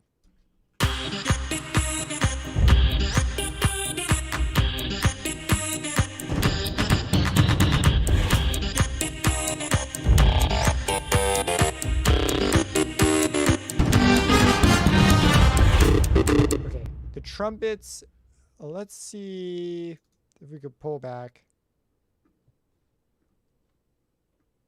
Yeah. It's incredible. It's just a couple knobs. All the transient shapers I've used, except the FL one though, have been very few knobs. They're always like really straightforward.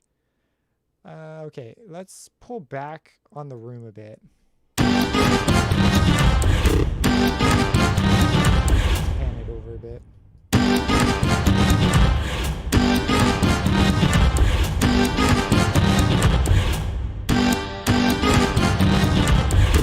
See, what happens is I'm running it through a Maximus and the tree is giving it all that room tone. Oh, cool. Oh, I didn't even notice that they're different currencies.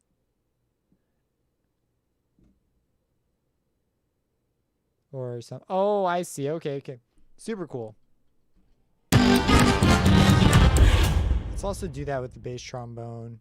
Pull it in for a tighter, less roomy sound. We're going to use the close mic.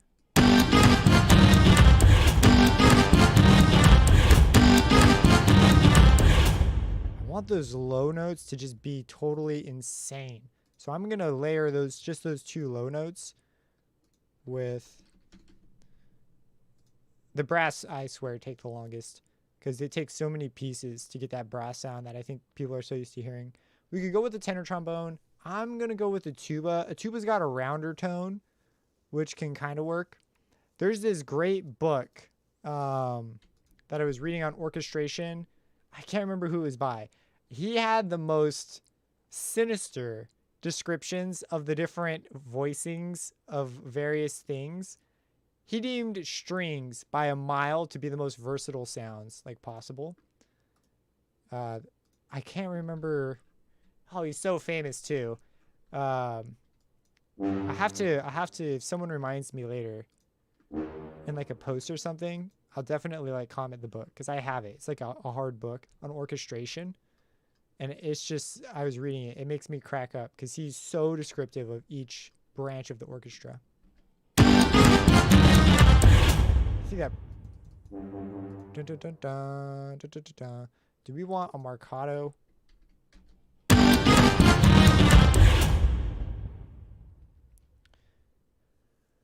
Okay, so if you want to make artificial brass sounds, the first place I would start, this might be considered cheating. So I'll give you a second option too after this one, is get a brass sample. You can find brass stabs in sample libraries and things and use a sampler and then process through there.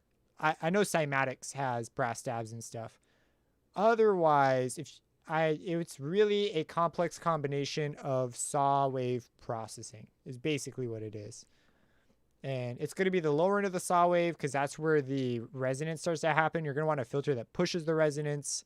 And then usually some sort of phasing can help get there. It can be pretty complicated. It depends on how real you want to get. So yeah. I told you tubas have a round sound. Holy crap. All right, let's see. Let's go for long stopped. One of my family friends just got accepted as one of the 18 tubas or some number of tubas for RCC. And they're not joking. They have a massive tuba line. They're really, really well known. Now, of course, they're using sousaphones when they march, which are the ones that like wrap around you. Yeah, so that's pretty cool. I was just always kind of blown away because I never knew that she was really into tuba that much. Let's see what we could do after the fact with a Maximus to pull it up. Oh, really? If there's a free plugin or something for something like this. I know that there's a free orchestra out there too. I think David Healy put it together. Let's try out, maybe a staccato is what we want to do. Oh, thank you so much. And with the B. Smith. Yeah. Wait, this can go lower. That's too low. And let's pull this up some more.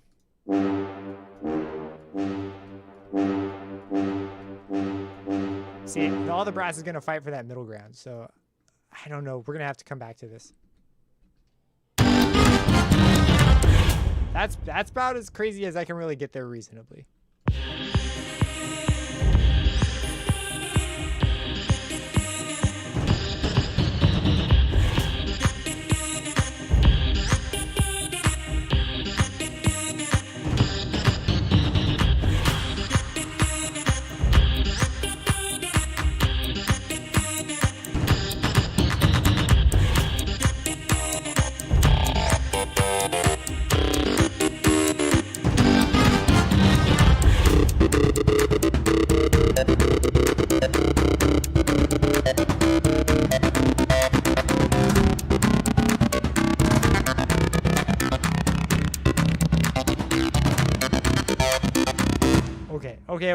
Okay. We're definitely going to grab the attack on the drums, the sustain one specifically. We're going to pull this over. We're going to make it unique. And we're going to bring all this down and let it come up to this level. So that the drums don't start off so big.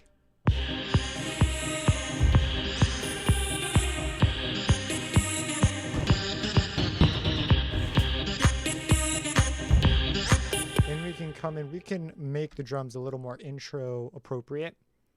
I really like where they are now. I feel like we could add something in though. Give the intro a little bit of rhythm.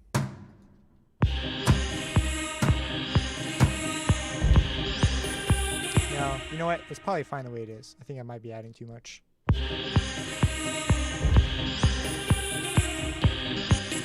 I do want to add a reversal sound. Ages ago, I did a reversal library. So I'm going to go look for that really quick. NI libraries, Black Octopus, composing gloves. I am slouching. Slouching is bad for your lower back. Let's grab reversal.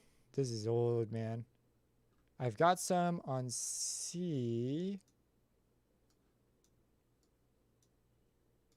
Let's turn this down. Let's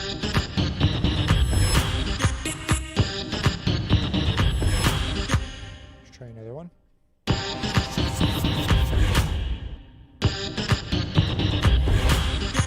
Perfect. It has a flanger bass. Let's send this to a mixer track. Let's give it a cooler color.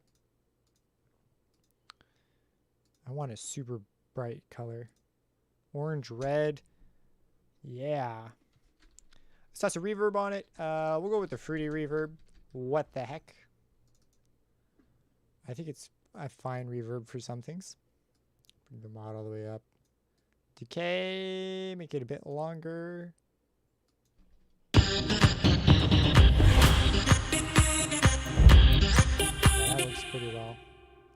Separate and isolation.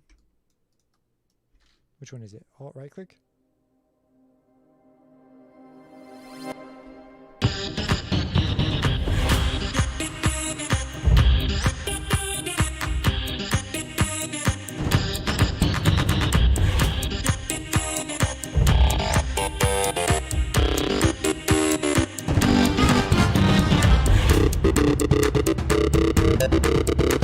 I'm going to vary the drum sounds up right here, just so that they're different. Has HTML color codes. Oh yeah, it's really, really nice. Let's go for drums. For this, what else we got? We're going to bring you up here.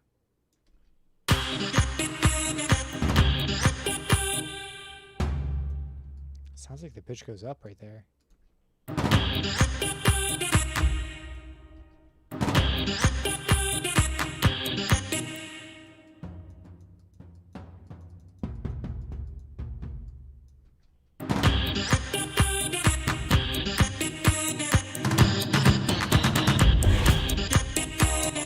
if we did one of these?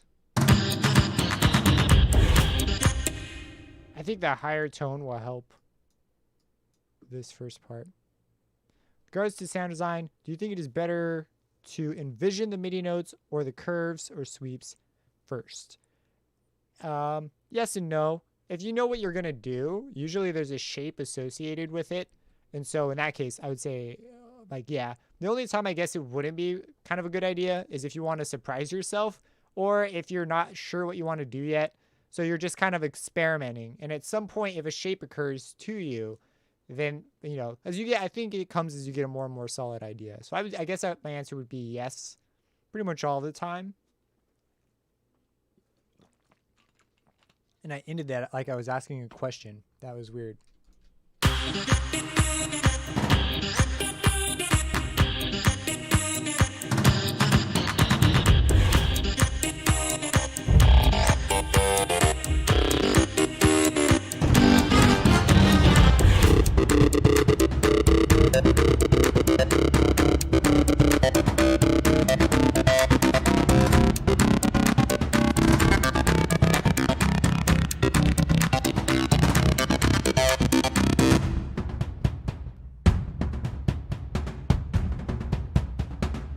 Okay, what we're going to do is we're going to keep going.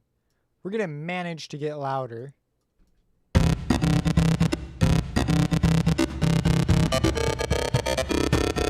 going to do on the second part a color shift.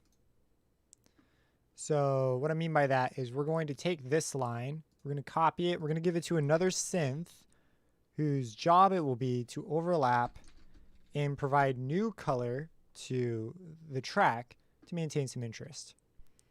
Just like, I'm making it sound so fancy, but I'm literally just thinking, let's fade in another synth. So don't chalk it up to like more than it'll be. I'm just sort of giving it a name. And let's close the browser too. It's eating up precious screen room.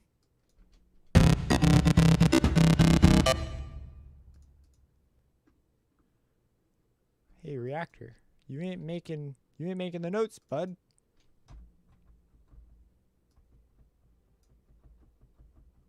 It's not receiving. Wait, it is getting the MIDI. Is it it's hooked up?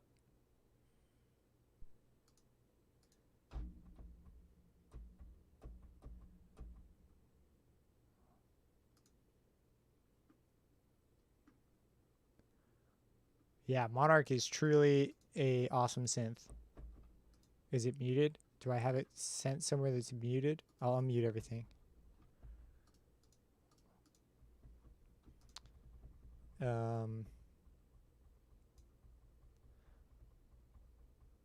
MIDI or curves first? When you say curves, do you mean like automation curves? Because that's what I'm assuming you're meaning.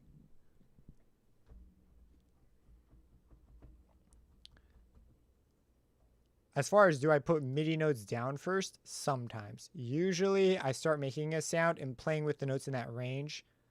And then I go in and add that. Automation sweeps. Yeah, so that's stuff that occurs to me usually during the sound design process, unless I have something that I specifically know that I want to automate. That usually is like a occurrence during the process. I don't typically have those thought out beforehand. If I was being a boss, I probably would.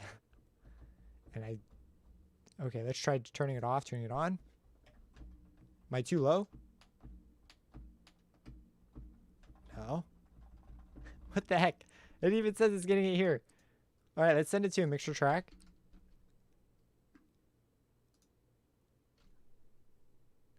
Does anyone know what I'm missing? Why? Okay. Let's try this. You're not going to defeat me that easy. Let's delete this. Drag in a new Monarch ensemble and hook it up. Oh, interesting. This one is... Did the other one only have one output?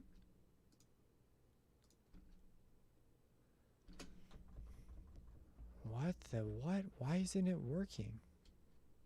Am I making a silly mistake? Is there a volume knob that's just not up? Got our mixer knobs up. Channel rack. Channel rack's good to go. Let me try soloing and unsoloing everything.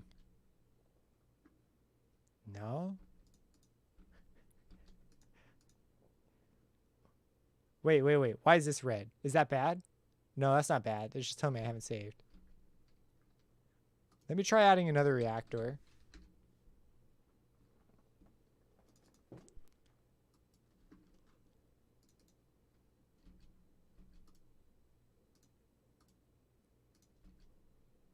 This one too. What? Oh, dang it. I complained about this in the earlier one too. Unmute. Unmute what?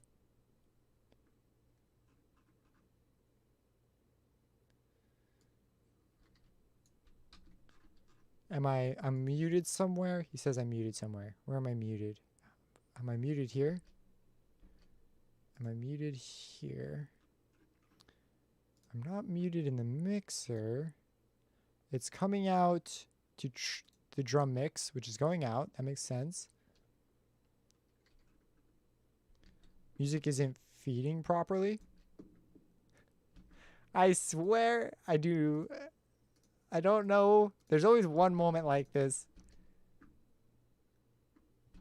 What? Doesn't reactor not like me? Okay, let's come in. Output, out 1 and 2. Yeah.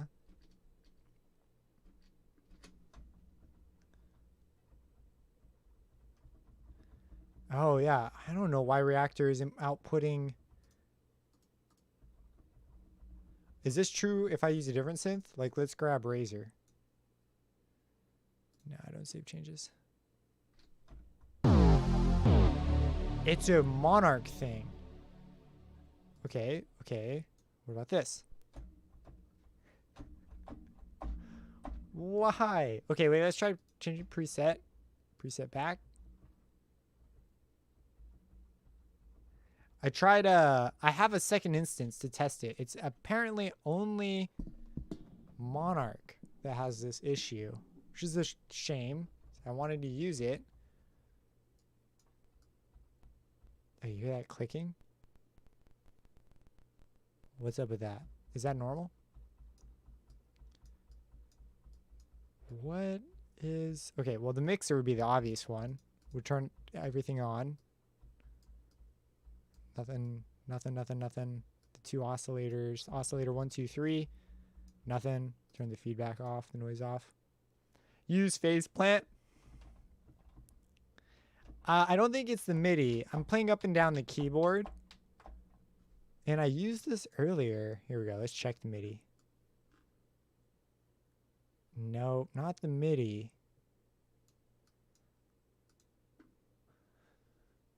Is it? Let's try different octaves. Not that. Mod wheel? Nope. Octave? Nope. What is up with this? Turn off edit? No, that's just for this stuff. Reset. Nope.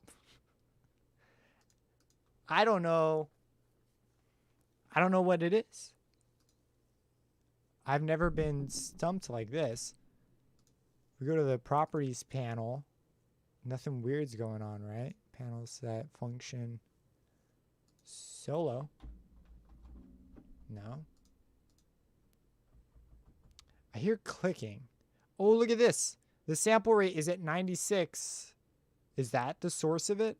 I know it's set because of a Monarch thing. I think Monarch automatically changes it, and it shouldn't be a problem. Yeah, that Monarch did work before. We go to the system sample rate. This was designed to work at 88.2.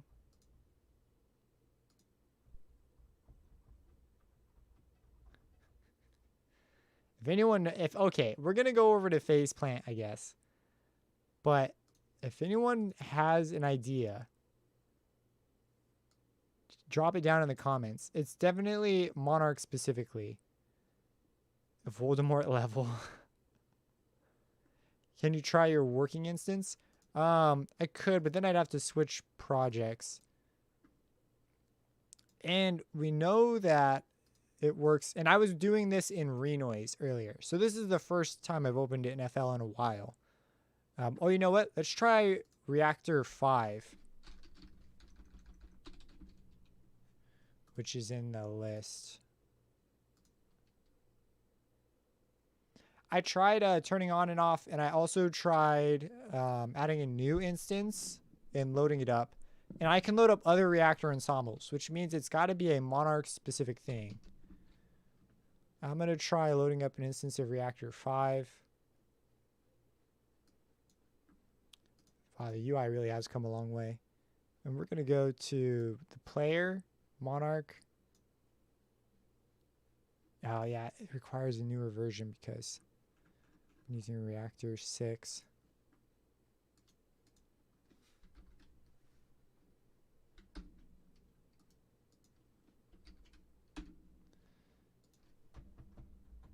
Let's leave edit mode. Change to, well, let's go to the project rate.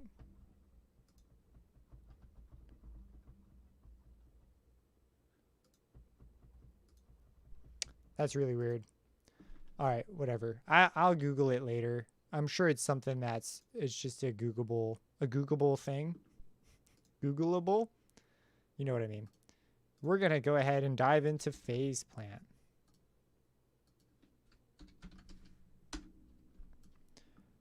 It's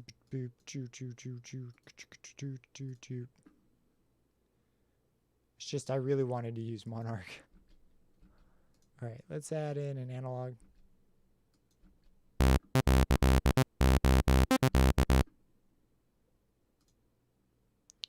A distortion. Test that in the middle. Turn that off.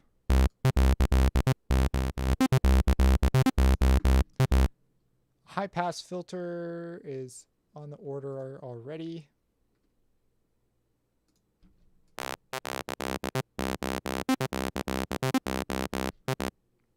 And instead of that, let's try a wavetable. Or you know what? I kind of wanted to do serum too. Whatever. You opened up a mini menu while in the playlist. Ah, yes. So the way you get to that menu, you are referring to this one. The amazing secret menu. After I made a tutorial about this menu, I saw a bunch of other tutorials pop up about the same thing. I was very, very suspicious because nothing existed until I was like, what is this? Maybe one video, I don't know. But I found it completely by accident. So it turns out that if you click the middle mouse button and while holding the middle mouse button down, quickly click another button, it will, I think it's the left button. I don't think it matters actually. It'll bring up this menu while you're in here. So that's how you get to the menu. Having trouble getting Monarch GUI to load and get everything else. Oh, I don't know. That's really weird. I have the opposite problem right now.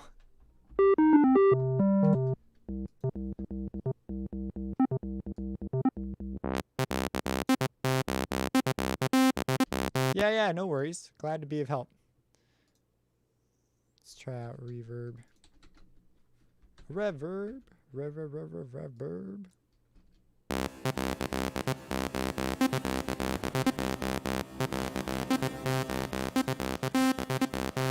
You know what? I'm going to do a post verb. It's going to fit better. Let's try out a phaser.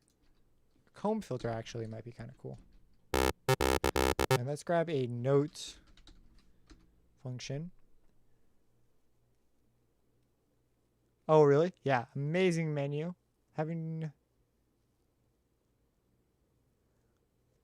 Yeah, it's hidden. No one really mentions it, and unless you see someone use it, you're not going to find it. Whoever added it is a freaking genius, though.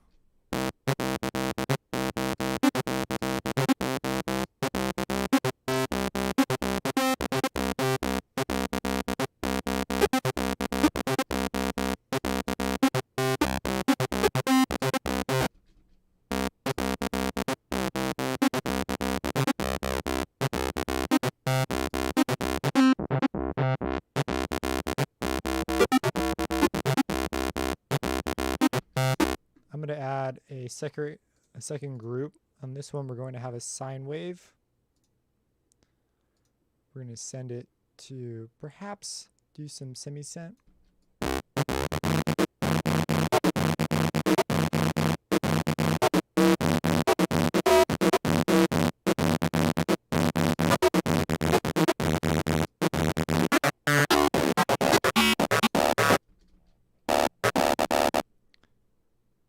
Oh, you.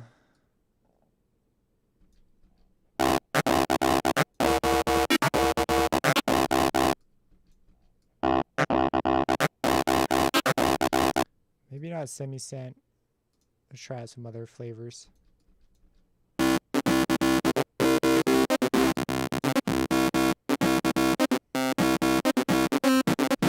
Glad to be of help.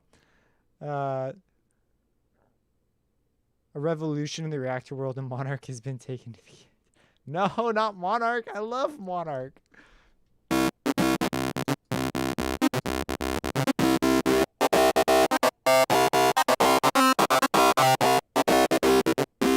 Yeah, we couldn't figure out Monarch. It's a mystery what happened. We're going to come...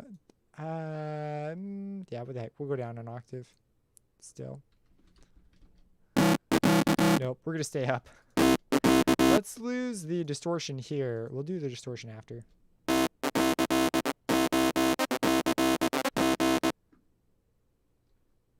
Dude, thank you so much. That is the one thing that when I show someone who's never seen it, they do what you did. They're like, what? It's crazy. Let's try a different part of the wavetable, perhaps. And let's get some more filtering going on. Another analog, or I mean, Renoise has an analog filter, but this one's just filter. This is a great, this is a very affordable plugin too. So as far as synths go, I think I told you about this one. I've told you about this one in previous lessons. Let's turn on the unison too. They added the unison. Let's get crazy with the unison. Yeah, so that's the other thing too. That menu works pretty much anywhere in FL that you can like place things. That it requires multiple tools, which I think might only be those two spots. But yeah.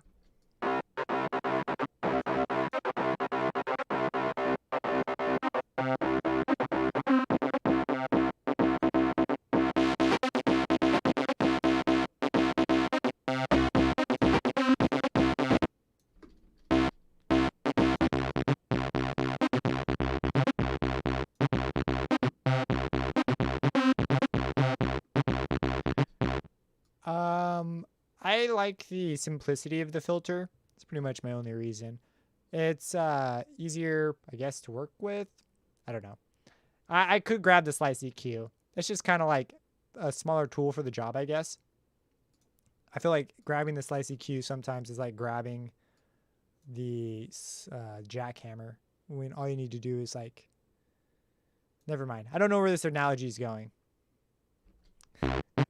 But I could. You're absolutely right. It's totally an option.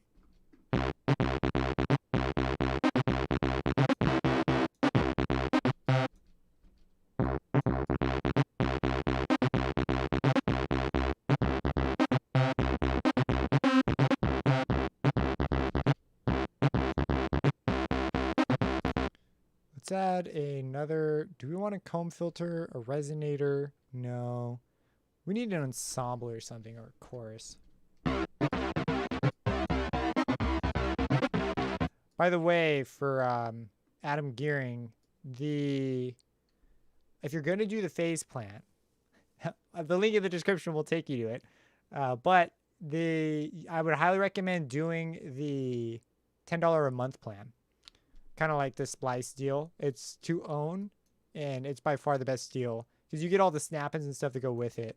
And as soon as you decide you don't want to use it, you can just, stop paying, but you keep your progress. It's honestly, it's pretty awesome. I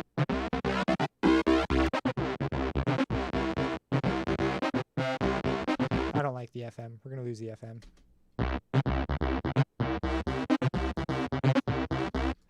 We're going to add an envelope or maybe some random. Yeah. We're going to detune a little randomly. What the heck?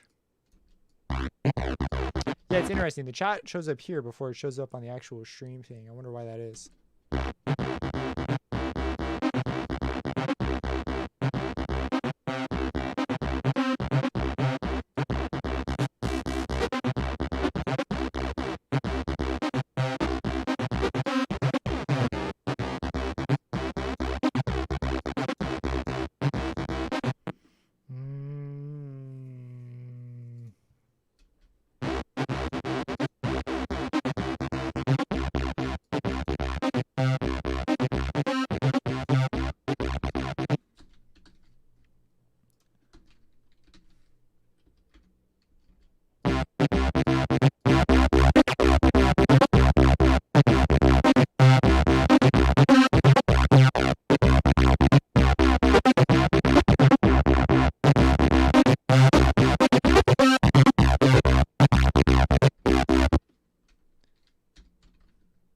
Gonna add on another. Okay, so we've got a couple interesting options. We're gonna go for another comb filter.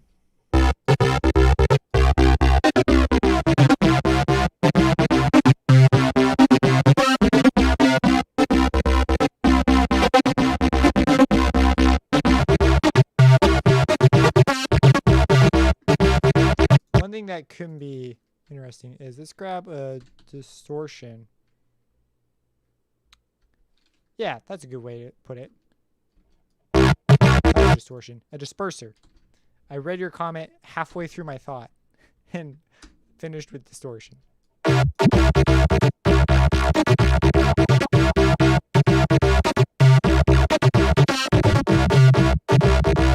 we're going to move this around randomly as well. Not this. This. And we're going to change it to smooth. Down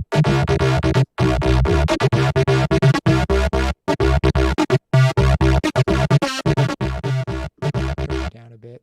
We're going to hit it with a compressor. I really wish there was an OTT official module in here. We could do a style of it in here. It's just kind of a bit to set up. Oh, you know what? I bet there's a multipass preset that does it. I'm going to stick with the first layer though. So let's go with a compressor. We're going to slam it pretty hard.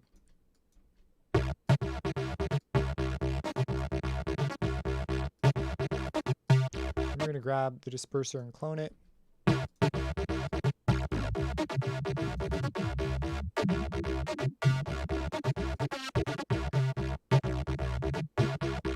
We're going to do this again. This is just sort of an experiment. We'll see if it sounds cool at the end. We'll do some makeup gain on this one.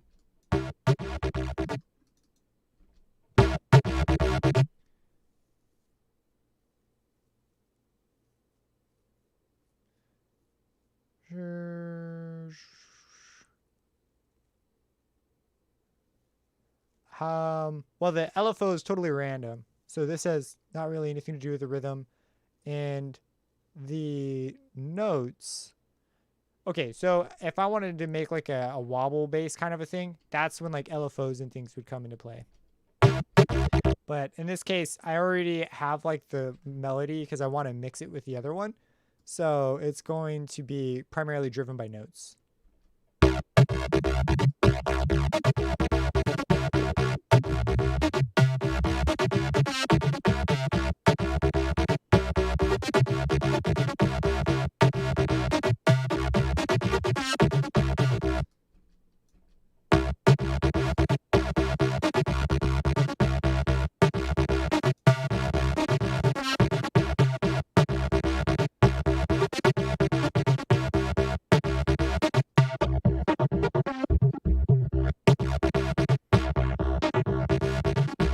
Let's try some wavetables.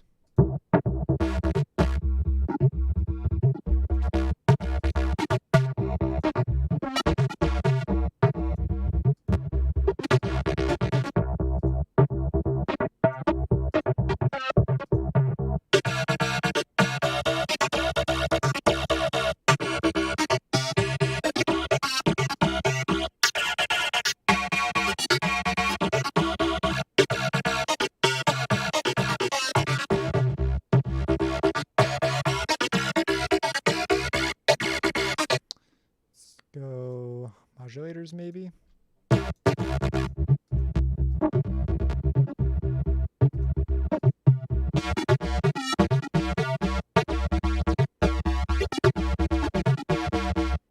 might select the default one again.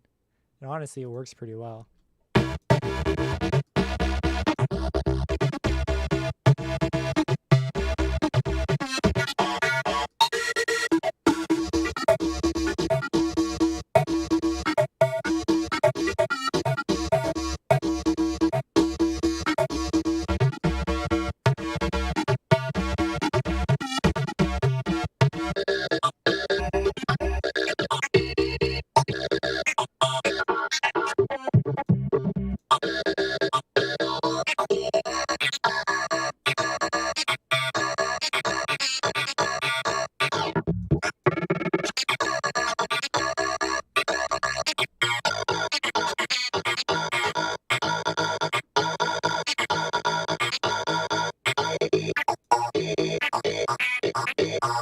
Let's add another analog to this.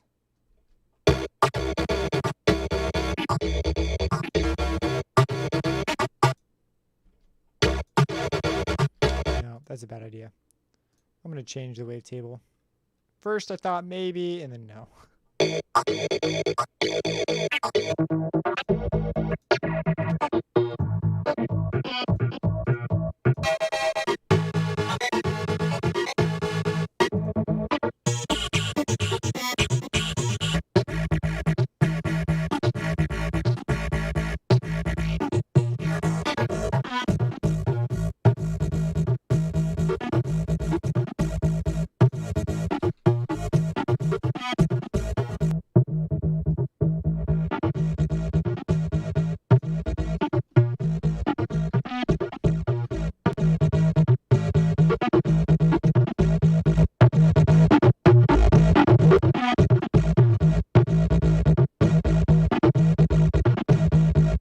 Now, I'm kind of digging where this is going.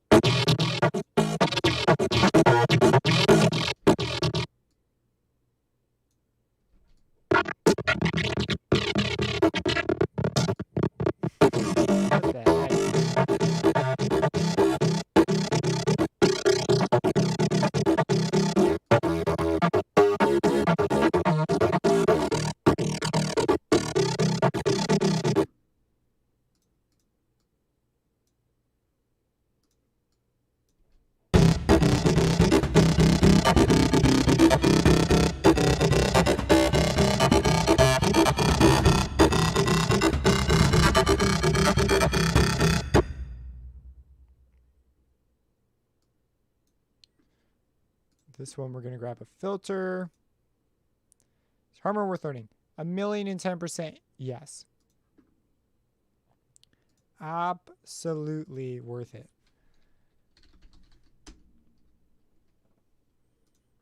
I think I used Harmer a couple times already in this one. It's doing the vocal chop.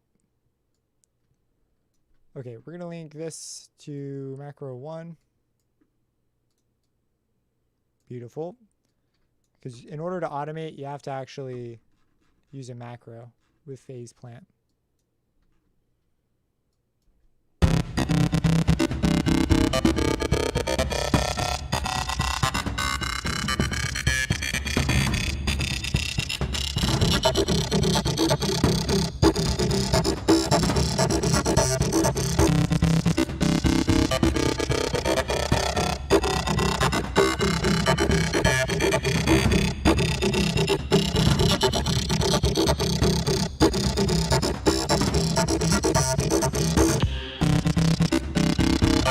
I definitely want to layer it with another thing.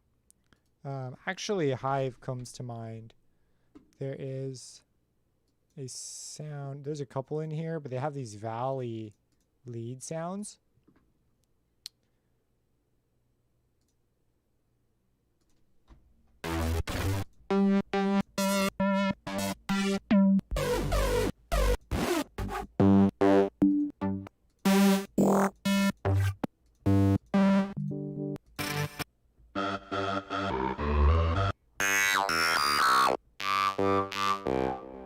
The Hive is cool.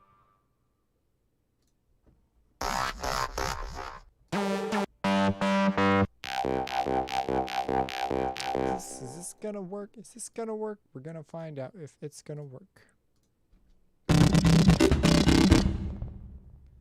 Hive is dope. Yeah.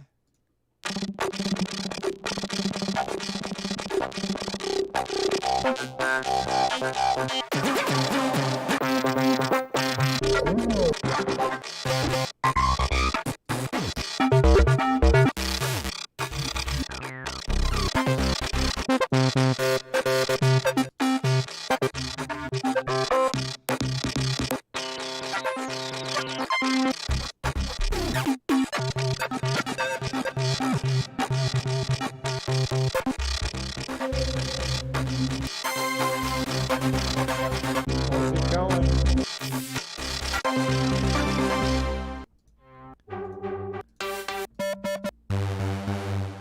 We might be able to tame one of these back.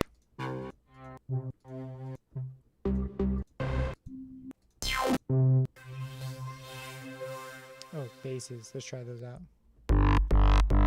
Perfect.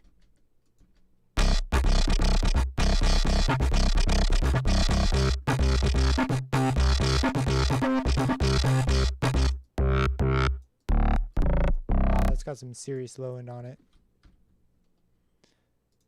Let's come in, and which one of these? Are they both active? They've taken the filters. So let's go ahead and send this to a track and add a parametric EQ2.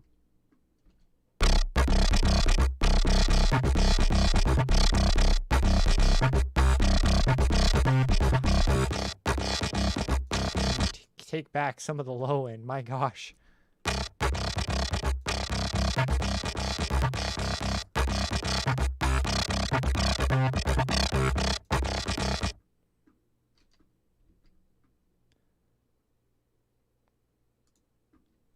How much is Hive? I have no idea.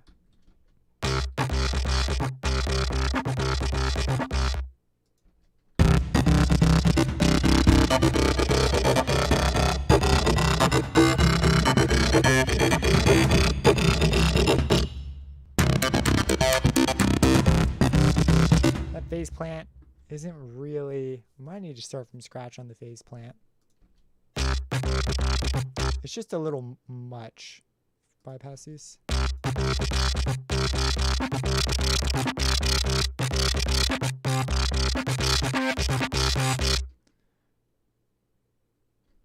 Or patches like what Serum does, but Hive has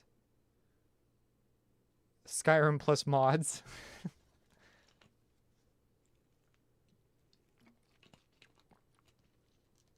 Nothing. The square wave is there as an afterthought.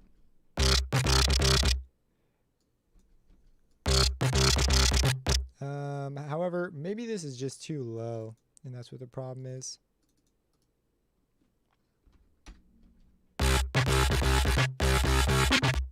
Let's just go to the default. I actually really liked the default.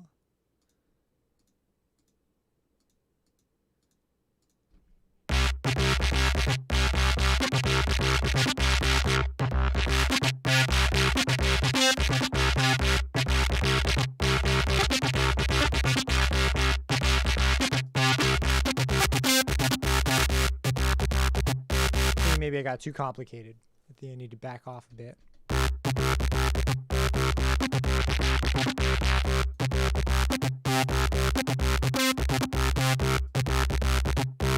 Pro art.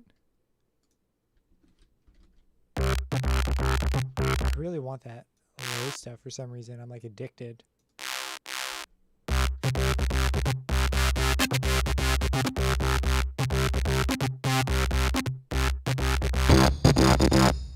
I need to be hearing the sound when it's over there.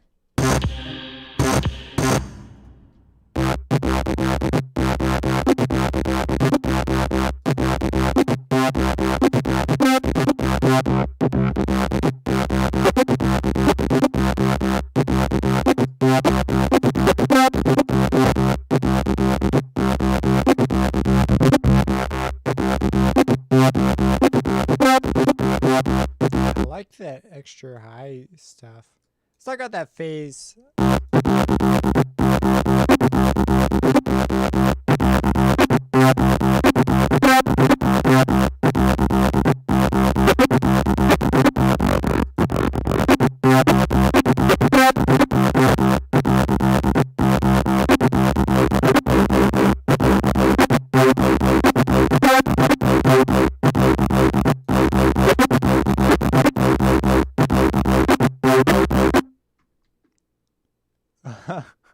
Thanks, bro. Yeah, had to back off a bit. I mean, if we had the dispersers back in, it might be interesting. The dispersers usually are an alright decision. But just gotta rein them in. They can do weird stuff to the pitch.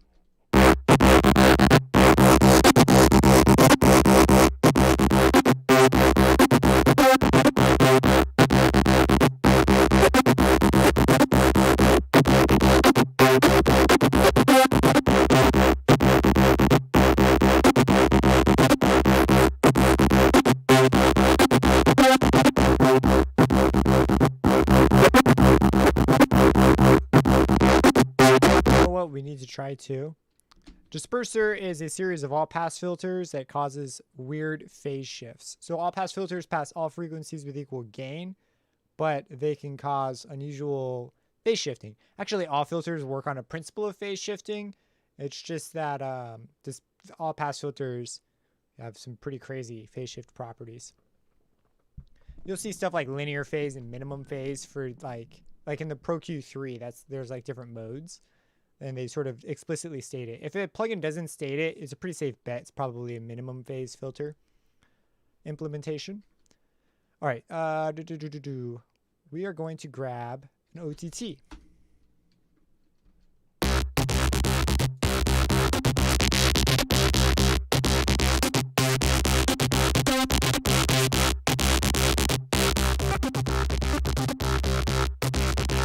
Beautiful.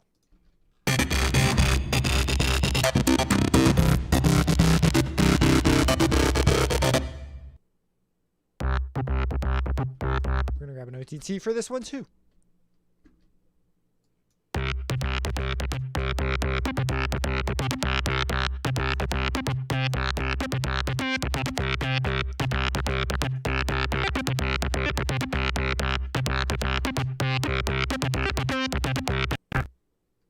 He's a sound dictionary. I've taken some classes in DSP.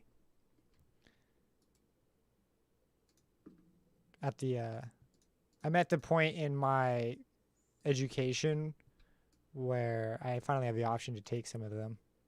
filter design's a major topic, and the types of filters in their implementations was one of the main points of the class. It wasn't a filter specific class. This one was like an intro to DSP with an application based focus. We are going to grab a high pass.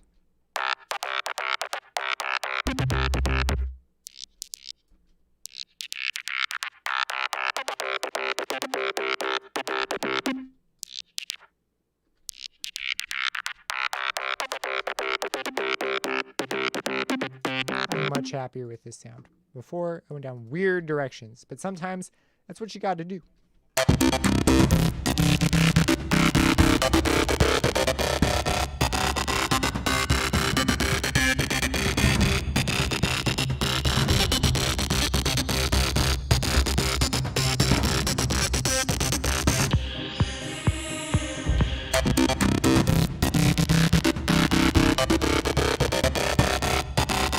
I'm up in the air about these layer sounds.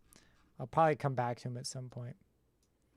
Oh, what time is it? It's probably freaking... Oh, it's not actually that late. It's not that bad.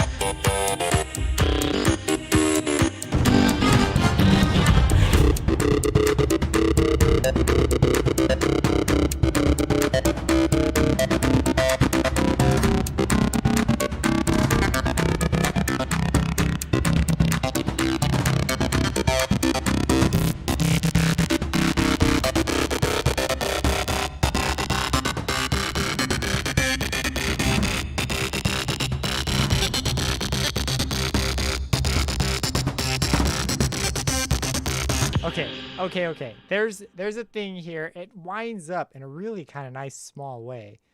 So that's... I want a riser right here. Let's build one. Yeah, of course. If you have any other questions, feel free to let me know, or any like other insights. The notes, it's really like a 50-50 with me whether or not the notes come first. A lot of the times... I'd say I create the sound and then the notes come second. But like in cases like this one, I already knew kind of the notes, so I was creating sounds after the fact. But you saw you can run into all kinds of ruts, weird processes, a totally different direction. For the riser, we're going to call this riser. We're going to do the classic white noise. This is going to be loud, so I'm going to turn that down.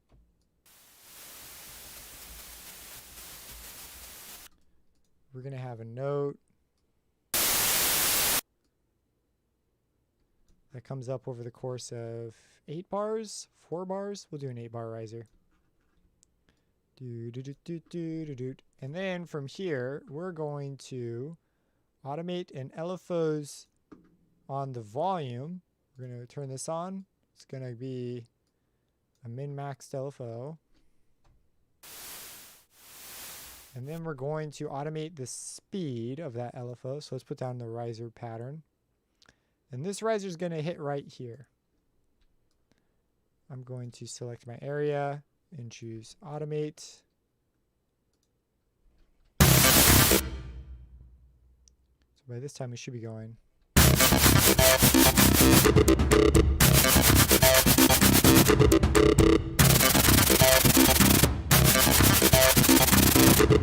And we are then going to grab a filter out, filter 1. We're going to take the output out, filter 1. And on filter 1, we're going to use, it's just basically like a Fruity Love filter inside of Citrus. We're going to grab a high pass. Yeah, we're going to use a high pass again. And we are going to automate this over the time too.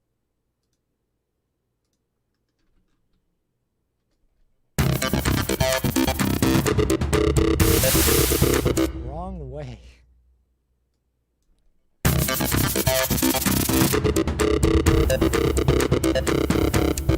Yeah.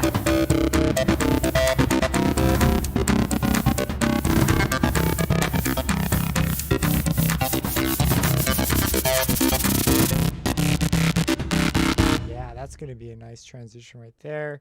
We're going to do a thing with some drums too. And we're also going to use the effect output. On the effect output, we're going to turn on the reverb, bring the chorus down to 2. Bring the volume down.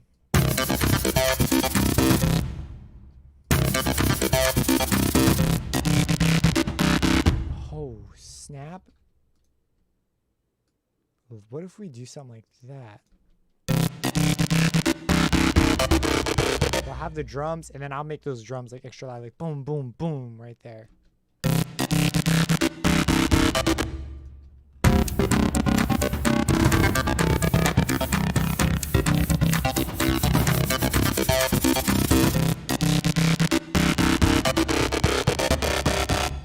And then we are going to grab a verb.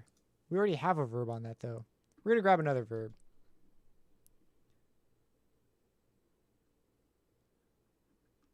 Composing gauntlets. You know, today was pretty productive. We wrote that whole other piece and then went down this like sort of EDM train. We're going to turn on the bigger decay. I have always disliked how the acronyms are here. This isn't common to have acronyms like this. But I'm not sure what I would recommend they do.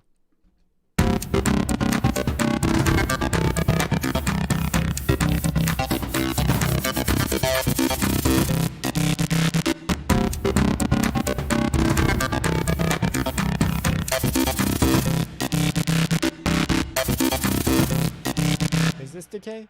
Oh yeah, that's definitely decay. It's really long decay. Maybe what we need is a compressor. I bet you can guess which one.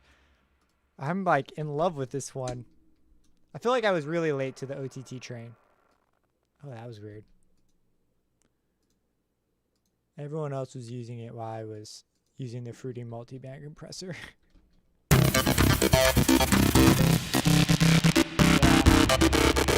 That pulls the verb up nicely.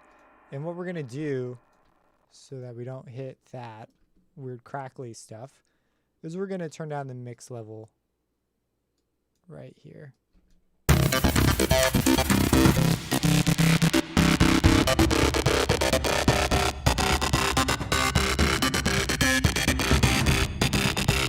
It's like the not meme version of Soundgoodizer, like for real. The idea of combining the two types of compression like that in a multi-band fashion is just $1 million idea. Like if you just charged $1 for the OTT, every producer would have it.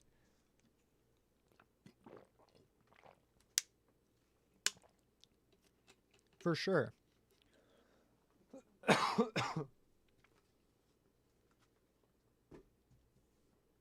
I just realized your picture is a cat.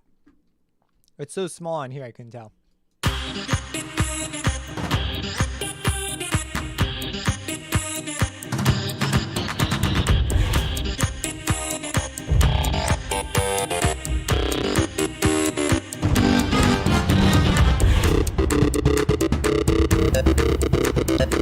This needs to come in way more discreetly. So we're going to grab the volume on the riser. Where are you? There you are. I'm going to grab this volume knob. Because no one knows about it.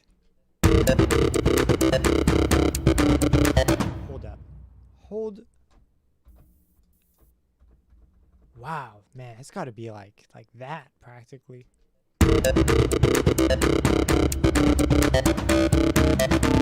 Yeah, but they got it for free. What I'm saying is if they only paid $1, they would still buy it. Like it's just too good.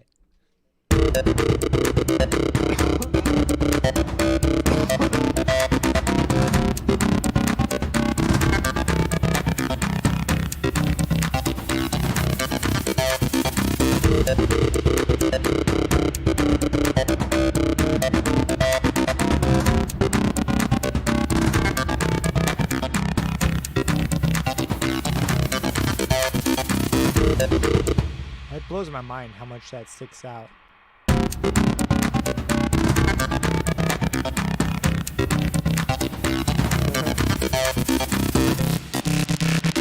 That's a really good point. OTT is a gateway drug.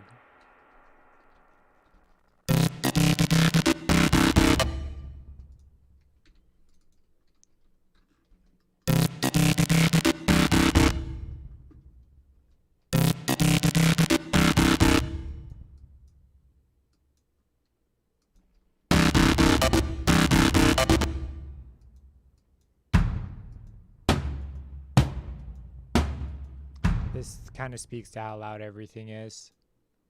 Definitely gonna need to do some mixing on this.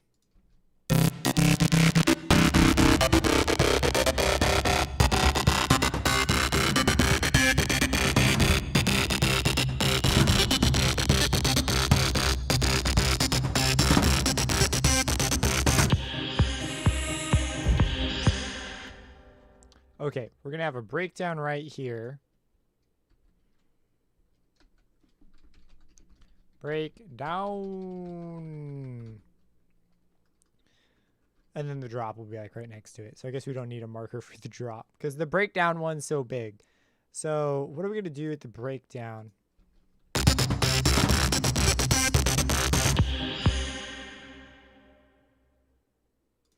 What are we gonna do at the breakdown? What are we gonna do at the breakdown? Well, let's listen to the whole thing in context.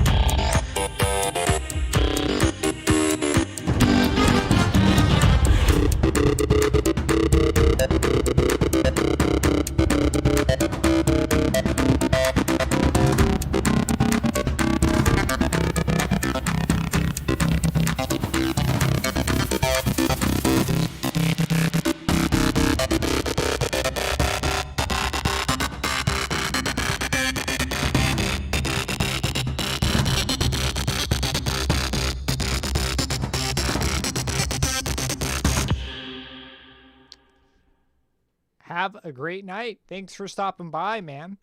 Or woman. I don't know. I don't judge. I don't assume, or at least I try. I try not to. Okay. Let's grab a bird noise, you say. Bird noises.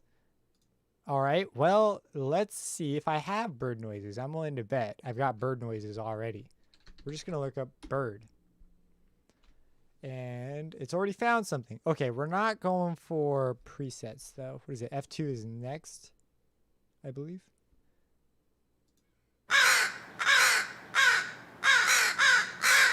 All right, so we've got some crows.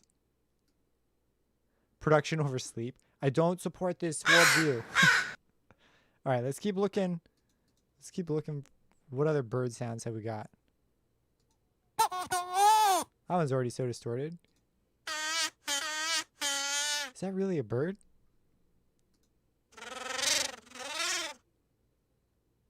You would have to have birds.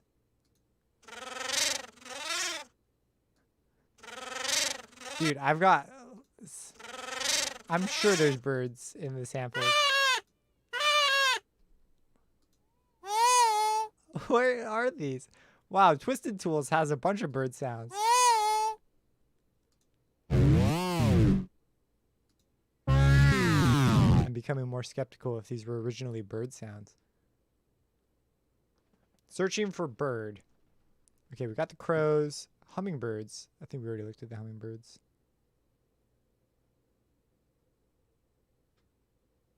Yes. Dude, I love parrots. If I went and got a bird, it'd probably be a parrot.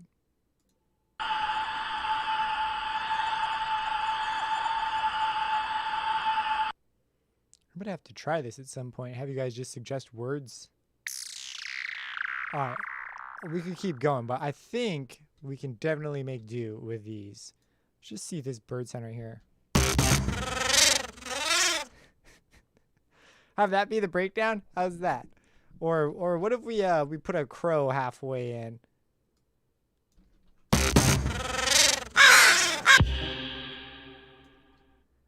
Totally sounds like he's laughing.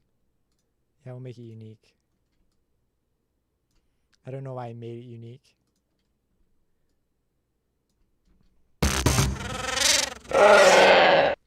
Dude, crows are beastly. Oh man, what if we, okay. Oh my gosh.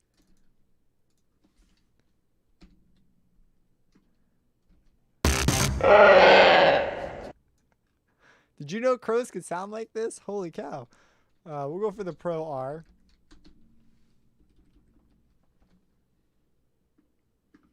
Yeah, I know.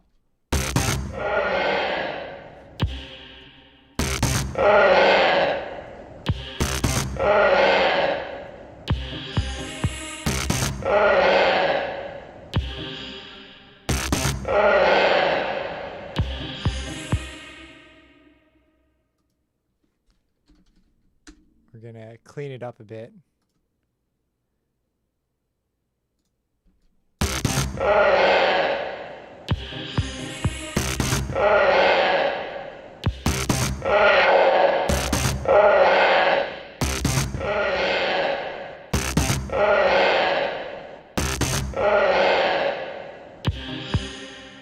And actually, let's add a denoise. Before I add the denoise, I'm gonna save because it's been prone to ripping me off. And speaking of RX-7, let's go for the denoise, the isotope one. Denoise, spectral denoiser is probably the one that will work the best. Oh, well, I might not be able to open it. No problem. There's one thing I have an endless supply of. It is denoising plugins.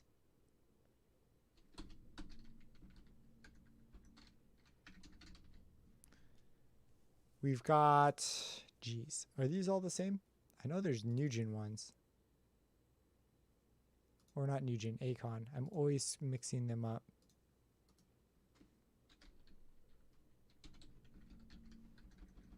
Alright, what about Era D?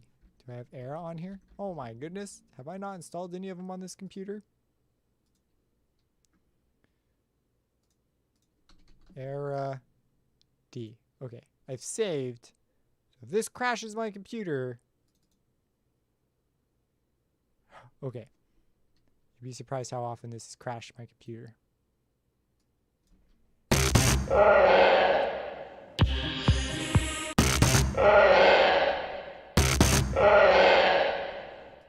Still quite a bit in there. I forgot if up or down does it. I use this all the time.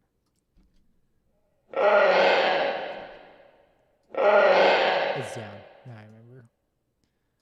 Pump this up, pump this up, pump this up. See how much cleaner that is? It's like squeaky clean. It's like a bath for audio.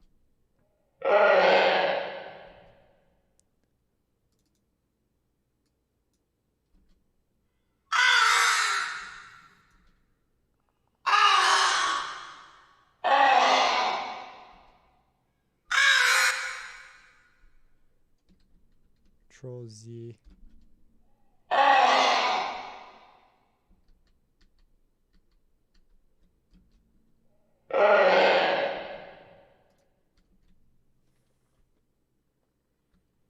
It is the dinosaur of life.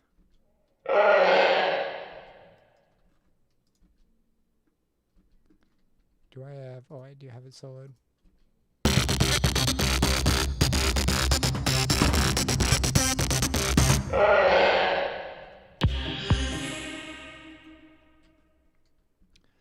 Now we got to decide what we're going to do for the drop.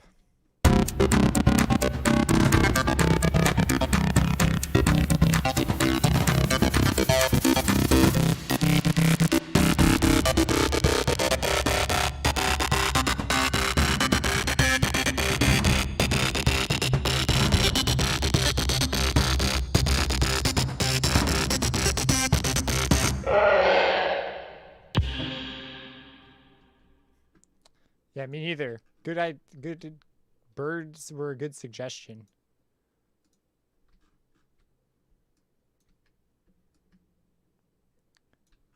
We're gonna go wah. Ba-ba-da-ba-da-ba-da.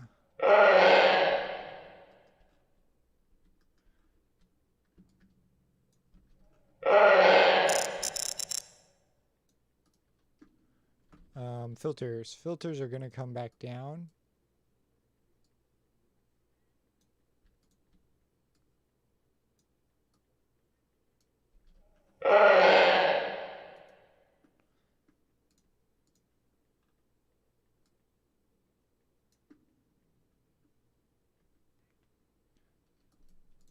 We're going to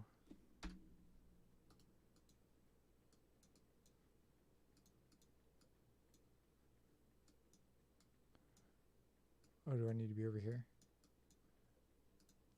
One of these is the wrong direction.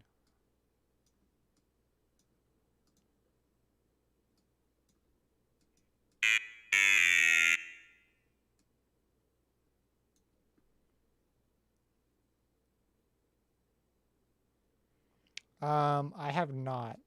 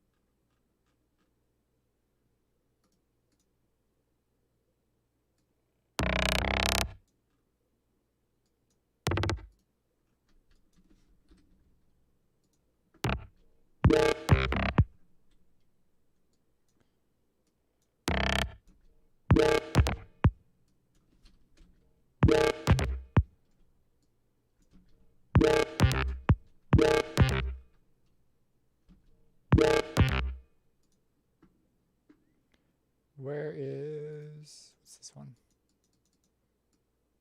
Ooh, it's a mystery sound. So this is the, oh wait, this is reactor. It's not a mystery sound, it's a sound that doesn't work. Go for faceplant.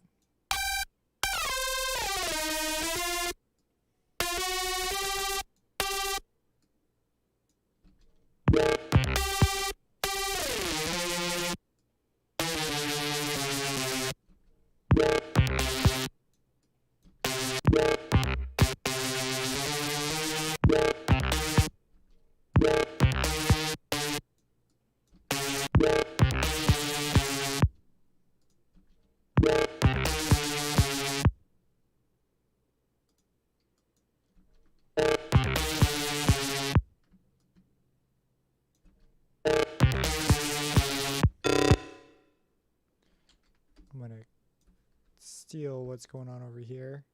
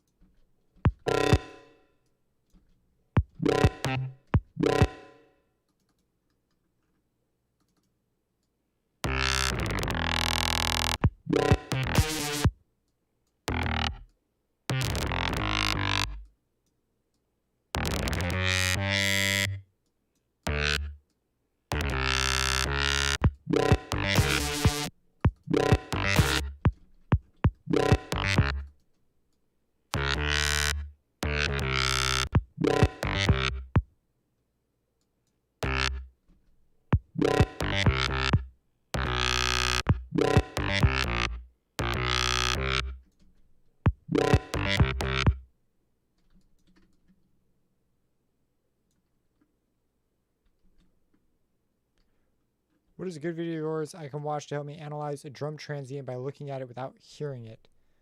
I don't know if I have a video that does that specific thing. Is this a monosynth? Yeah.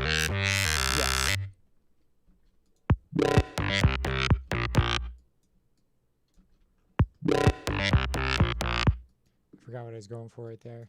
I swear I had an idea.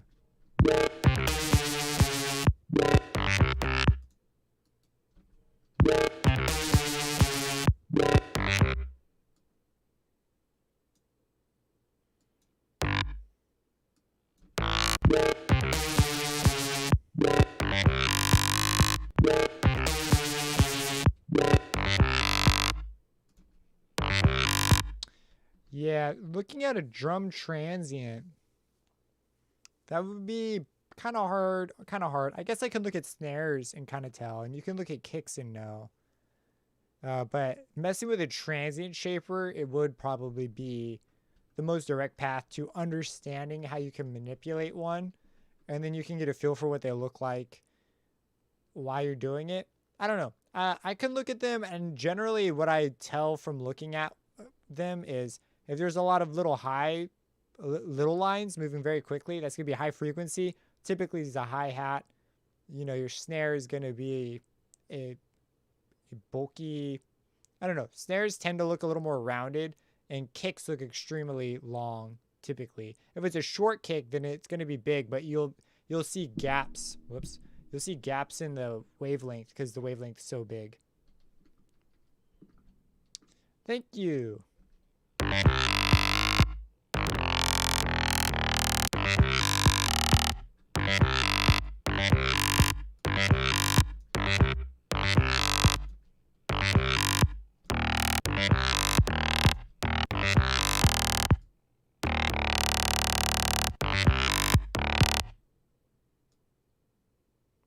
Yeah, you bet. I don't know what I want to do there.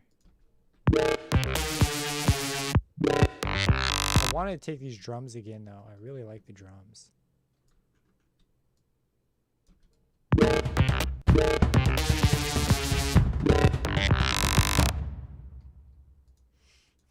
Okay. I'm like up in the air about the drop could go any way still.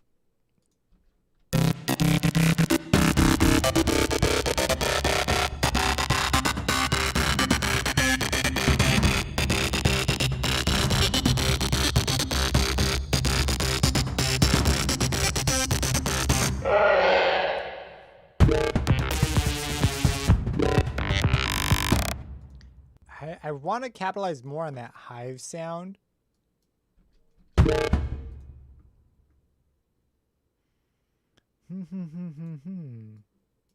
Lose that. And do we want to go this route with the drop, or do we want to go, maybe we'll go catchy. I think catchy is maybe the way to go.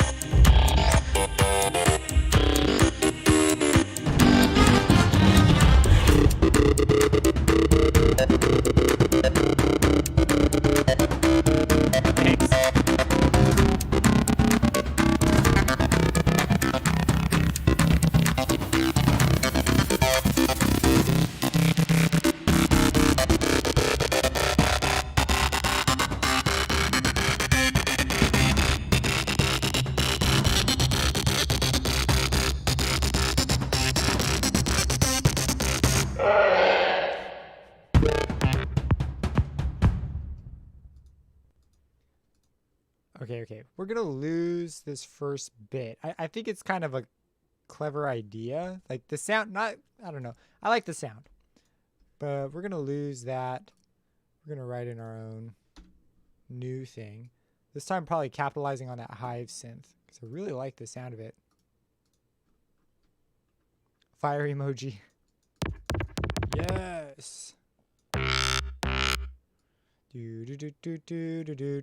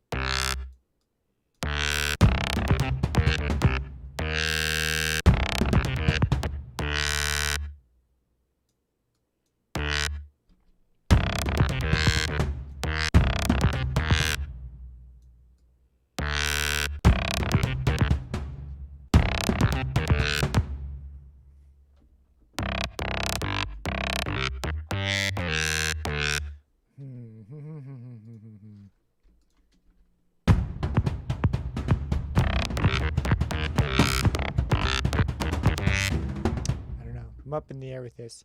How much counterpoint or quarter harmony factor into your composition? I definitely consider counterpoint almost as all the time. Like I'm always thinking, if I add another voice, what would it do and how would it be different from this voice? Or do I want to like add to the voice for color and go that route? And I mean, I guess it's always just like background thought that's going on. Every time you put down a note, you think, oh, what would this mean in the context of, you know, principle X or principle Y? Did I mute it? I muted it.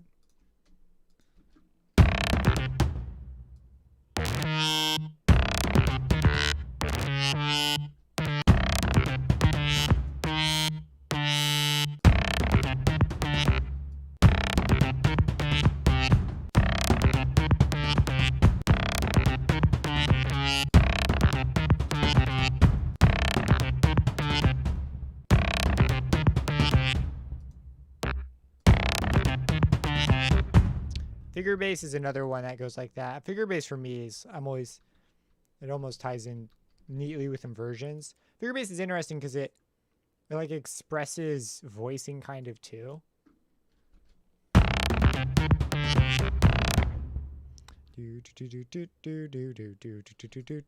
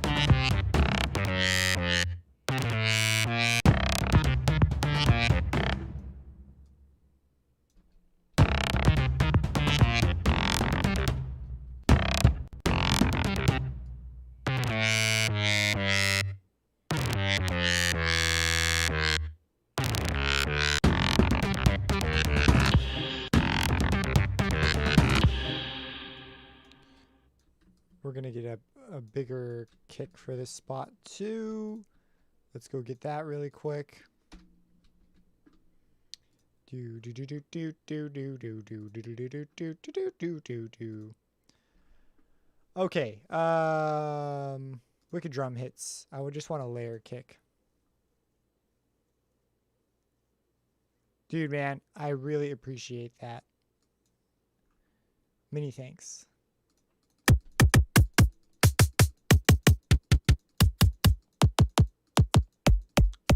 Oh, ooh, maybe.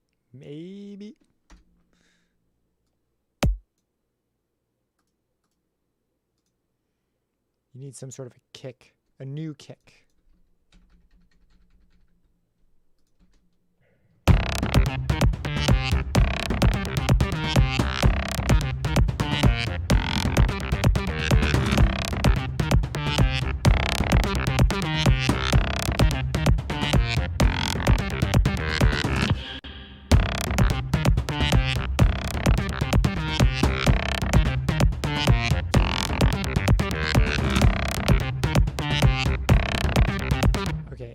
I want to layer it with the thing. Let's grab a harmor. Really like that juicy tone though. It's so just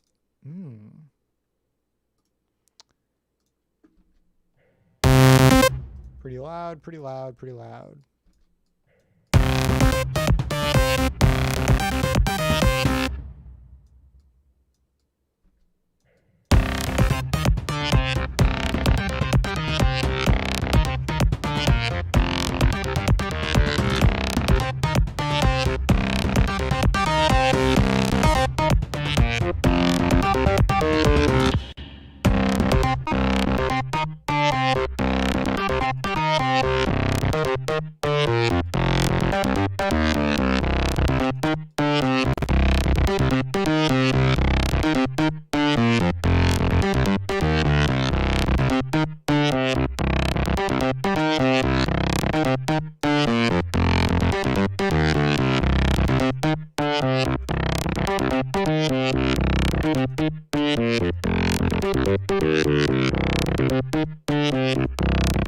Dude, I love how that mixes.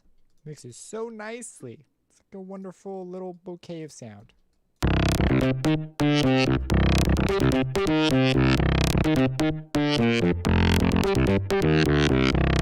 Yes, I play several instruments.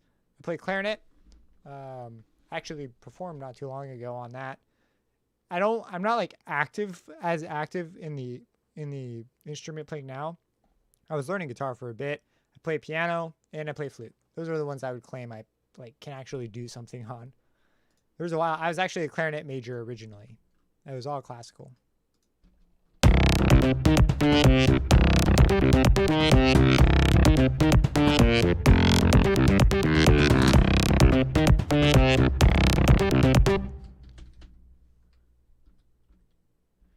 Are you still using a template? Yes, I'm actually in the template right now. I've adjusted it a bit because I took out pieces I didn't use as much. But yeah, the main thing for my template, the one that I use, is the 2 contact one. If I have to set contact up, it takes up a lot of time.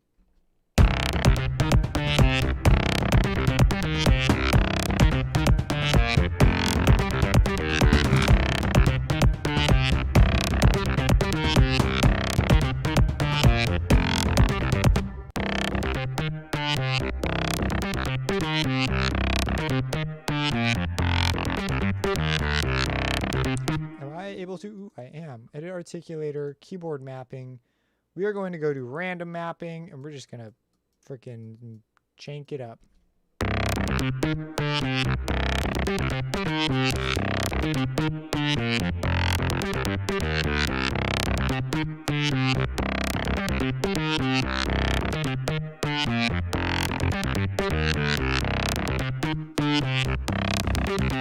Oh my gosh.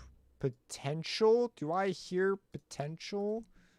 That sounded dope.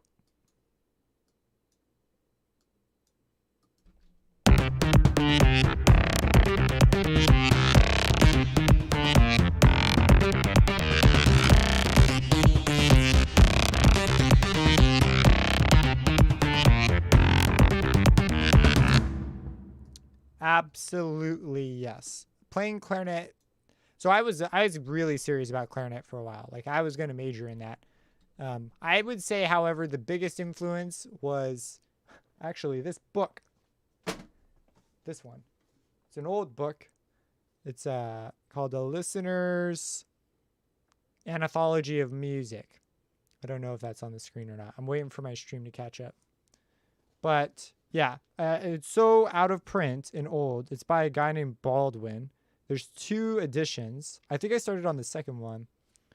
This one, like, it's not like a technical book. It's just like a history book of music, but it gave me like a feel for like what it meant to be a composer almost, if that makes any sense. That's what got me into it. And then after that, that elevated to learning piano, and that made me want to learn theory, and everything blew out of proportion after that because I just couldn't stop. I have a question about contact. How much do you actually have to pay in order to get the library itself without all the books? I mean, what do you mean by books? Do you mean like the libraries? Because that's a pretty clever way of calling them books. But so Contact's the engine. I have a thing. I'd recommend you watch the video on how to add third-party instruments in Kontakt. The new one, not the old one. The old one's awful. I put a link to the new one and the old one. And in it, I explain kind of the deal. So you can use an instrument in the free version of Kontakt Player, if the library has purchased a license from Native Instruments, and they'll appear here in the Libraries tab. So these ones could be opened in the Kontakt Player. But for all the other stuff that's generally significantly cheaper that you would open via files, you would have to have the full Kontakt engine. I think it's definitely worth getting it at some point. I'd get Komplete, whatever the one is that's just above the cost of Kontakt, because you get way more for your money if you buy the bundle for just like an extra $100 or something. If you buy Kontakt by itself, you're kind of, if that's all you want, 100%, then by all means, but it's really the worst possible deal you could probably do. I don't have a Discord yet. Definitely probably going to get one soon because I get asked that a lot. If you buy the $3.99 version of Kontakt 6, you get like 45. Yeah, I use quite a bit of this stuff. All the stuff I'm using here is mostly third party. This one comes with Kontakt. I can't remember if this one comes. So you'd have to check, but it comes with Komplete. And I started at Komplete 10. That's where I started. I bought Komplete 10 Ultimate when that was a thing. And then I've kept up with the upgrades. And then this one also is one that came with it. So I still do use all the stuff that came with it initially. All the brass here is native. And then all these libraries on the top are pretty much just stuff I've picked up over sales and things. Oh, yeah. Well, if you drop like a comment or something, I'd be happy to like check it out. Check out some tracks. Here's some good music.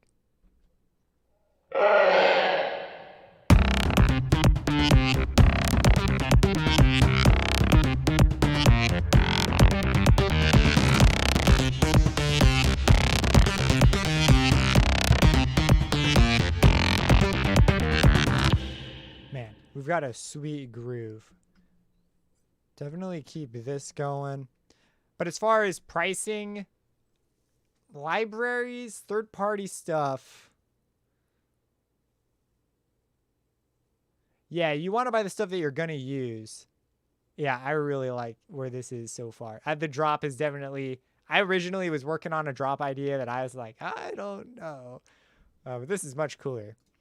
The libraries I actually use a lot of the stuff. I think a Komplete Ultimate is one of the best production deals. If you're brand new, you get so much for your money. It's like jaw-dropping. And it's really expensive. Well, it's not really expensive, but it's a high price point to spend all at once. But what you get for it is like incredible, but it's just a lot to spend at once. You know what I mean? Like it's a great deal, but it's a great deal at a price point that's just high. So I always try to convince people to save up and do that one because you get so much more for your money. It's just the best way, in my opinion, when you're getting started. Let me see. Like the bird sound. It'd be cool to hear it again in the track. Yeah, we'll probably fit it in there. Love the fugue motif. What are some tips to make a drop sound better? Make a drop sound better? It's definitely going to depend on your drop. I mean, I went through and you want some sort of a recognizable theme. You want some, I think most drops benefit, I mean, music in general benefits from some clear repetition, not boring repetition, like musically interesting repetition. So we've got a musically interesting thing. And then sometimes, like I have some pretty huge sounds. And so I like to morph my sounds around. Like we have a filter automation here that makes the beginning sound different than here, but they're still really intense. And that helps a lot too. Oh yeah, I know. It's only gotten worse. I've thought about making a video just on a buyer's guide to Komplete. Why isn't my Windows key working? Let me open up Chrome. Brief slide tour, Komplete. Because I am pretty passionate about this. This kind of made a huge difference for me when I was brand new. It was like this buy shaped where I went for sure. So there's like different versions. Yeah, where's the bundles? Products. Komplete. And now they have these, you can get a keyboard almost like you can get the software almost for free with the keyboard. Oh yeah, and it is pretty bright. I've got so many lights on right now, it doesn't really affect me. But But the one I would start at, if you can muster it, I totally understand if you can't. I actually got my first job specifically to save up to get this, was Complete 12 Ultimate. By far, would recommend this. Absolutely. The collector's edition comes with some sample packs and stuff. Is it worth $599 more? I don't think so at all. Maybe in the future. Complete 12 is also an excellent starting point now. Oh yeah, I don't know how to if there is a dark mode on here. I don't know, not mess with that much. So I would recommend starting here, as far as like, because what you could do is you could start at a lower one, which you still get an outrageous amount of things, and the important ones are you get Contact and Reactor, which are just phenomenal weapons. Yeah, you get a ton. And honestly, all of it sounds really good. There's very little in here that I would say is unusable. I don't know of anything. You might not use Absinthe the most, but if you want to, man, you could. All of these things are freaking awesome things to have. Maybe not. Might not use. I don't know. I don't use Guitar Rig that much, and it's got sort of a bad rap amongst guitar players because there's just way better options. But yeah, phenomenal here. If you were to buy all this stuff separate, it'd be totally ridiculous what you would pay. And then when summer rolls around, you can upgrade for half the price, which now I think if you do the math, it's way more worth it because I think you save a lot of money. At the time, when I bought in, there weren't like the tiers were different. They've added things like the collector's edition. And also, never ever buy anything ever new by Native Instruments, unless you really want it. It will end up incomplete at some point. Even crap they said wouldn't make it incomplete, like the Symphony series stuff, they had these sales on it, and then these dirtbags added it afterwards. I was so angry at them that they assured people they wouldn't be in there on the forums. People were saying this, and then they added it in because they created like a new tier. It was a little beside myself there. So don't fall for any of their single product sales. It's like never worth it unless you want the tools right now. Supermassive's great. Dude, it is messed up. I was pretty pissed. Because I went for their sale because it was a really good sale at the time. But then when you compare it, I was like, geez, now is it even worth upgrading with your deal here? Because, yeah, they hold these deals that are sort of contradictory. Other companies do this too. Like Libera's by 8Dio did it. And they used to be that Libera's was a $500 choir library. It was a children's choir. It sounded really good. And then they had a sale to have it for $300. And I was like, wow, that's a really cool deal. And now, literally right now, you can go and buy like another choir and you get Libera's for free. It's like, it's outrageous sometimes what companies will do to create these deals. I think Serum's got it figured out. You have one price, there's never a sale. I value my product. It's very good. Here's a really reasonable way to buy it. Like the rent to own thing is genius. There's no excuse to like not have it. If you want it at that time, just pay for that 1 month and you keep the progress. So if you ever want to do it again, you basically own the thing. You're just, paying it as you use it. It's totally that way it should be. If every company did that, that would be like the greatest. OTT is a multi-band compressor, and it does 2 forms of compression. You can basically see it as it just squishes the snot out of your sound, man. If it was a nose, there'd be no snot left. So you've got your 3 bands, low, mid, high, and you've got upwards compression and downwards compression. So upwards compression is going to pull soft step up, and downwards compression is going to turn loud stuff down, and then you boost it after. So the loud stuff gets closer to the soft stuff, and then you pull it all up, and vice versa. You leave the loud stuff alone, and you just pull the soft stuff up. So a lot of people sympathize more with upwards compression because it doesn't touch the loud stuff and it only pulls up soft stuff. But they have different sounds to them. And OTT has like a balance between both of them. and you're able to adjust basically, I view it as basically just gain with the middle dials here to rein in your bands. So it just takes things like anything that was soft, like room tone or reverb in your signal chain, will suddenly become a lot more prominent, making your sound just more consistently loud, which usually just sounds better. But also, it's like a mini loudness war for sound design. But it also pulls up the room, so you hear a lot more of the room, which also tends to give the impression that it's louder. That's like a really like, I haven't like read the specific manual for this half the time. I mean, like more than half the time. I'm just adjusting the bands and then moving on. But you could do some cool things with the timing window or whatever and stuff. I haven't dug super deep into this particular one, but I understand like the general principles behind it. Let me show you. So like right here, we've got it on this synth. And then this is without it. So all that high-end stuff was there, it just wasn't being pulled up. So this pulls it up.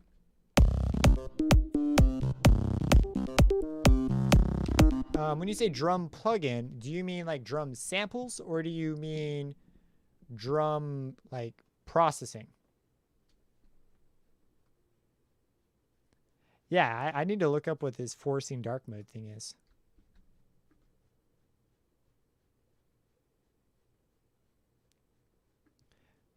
Yeah, it's pretty amazing. OTT can honestly, if you just toss it on crap and it begins to sound amazing. Maximus can kind of do a similar thing, and that was what I did for a long time. If I grab a Maximus, I can create a curve across the bands at differing amounts. I did this with all the brass sounds, and you can pull them up. It's essentially kind of like upwards compression OTT sort of thing. It's just with Maximus, you've got to remember to turn back down. It doesn't have the balance. So the genius of OTT is how it combines the two forms of compression, where it's a little less straightforward with Maximus, but you can do it pretty straightforwardly. I just contradicted myself, but yeah, you can do it.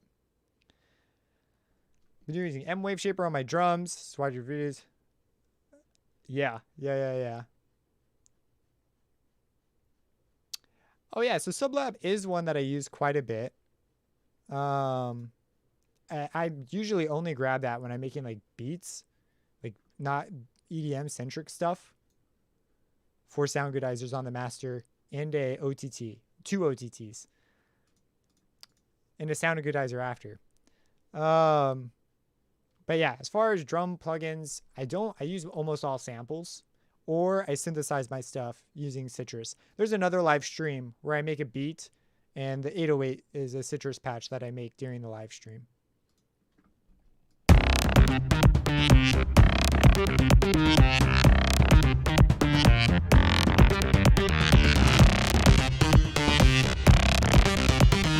I think this might just about be there. So let's go ahead and let's come up with some sort of a snappy ending, and then we'll do a playthrough.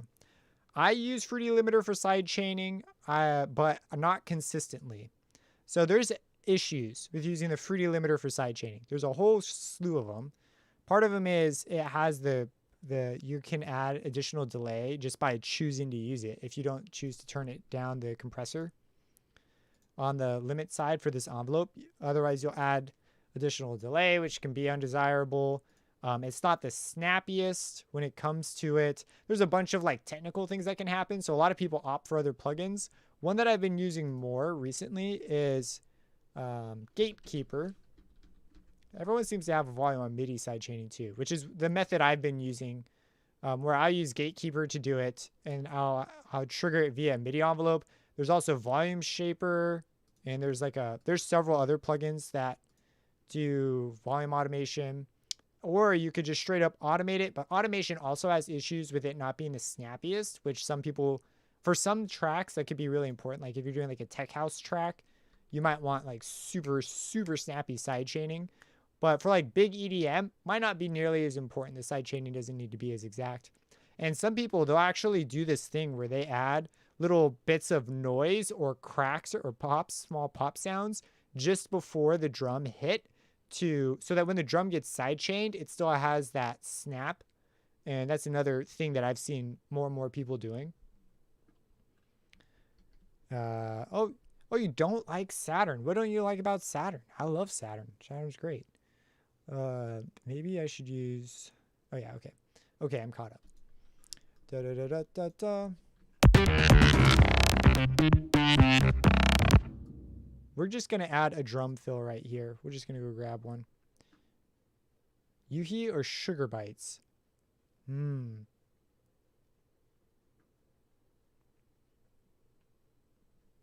Sugar Bites or Yuhi? Well, if you're into synths, I got to be careful because I like them both a lot. I definitely say if you're into synths that are more EDM centric, I would recommend Yuhi, or actually retro too. They have a lot of great stuff. Diva's awesome. Repro, both the Mono and Repro 5 are awesome, and Repro 1, Repro 5, and Hive. Like they're all. I don't know. I think you would probably want to go the Yuhi route if you're into like really interesting sound design, like really crazy sound design. Then I would go towards Sugar Bites because you have stuff like Apparillo over there or Obscurium, which do some really really strange things. I have a couple examples I could show you. So this is like Obscurium. Really really strange interface. It's like a different experience working with it. So you can do some cool stuff in here. And then you've also got stuff like, we'll delete that. There's also Apparillo, whoops, which I know this one's like popular for scoring. It also has an iPad version. You can do this with your iPad. So some people like to have it and then wire the iPad in. And so you can like have a sort of a hardware thing.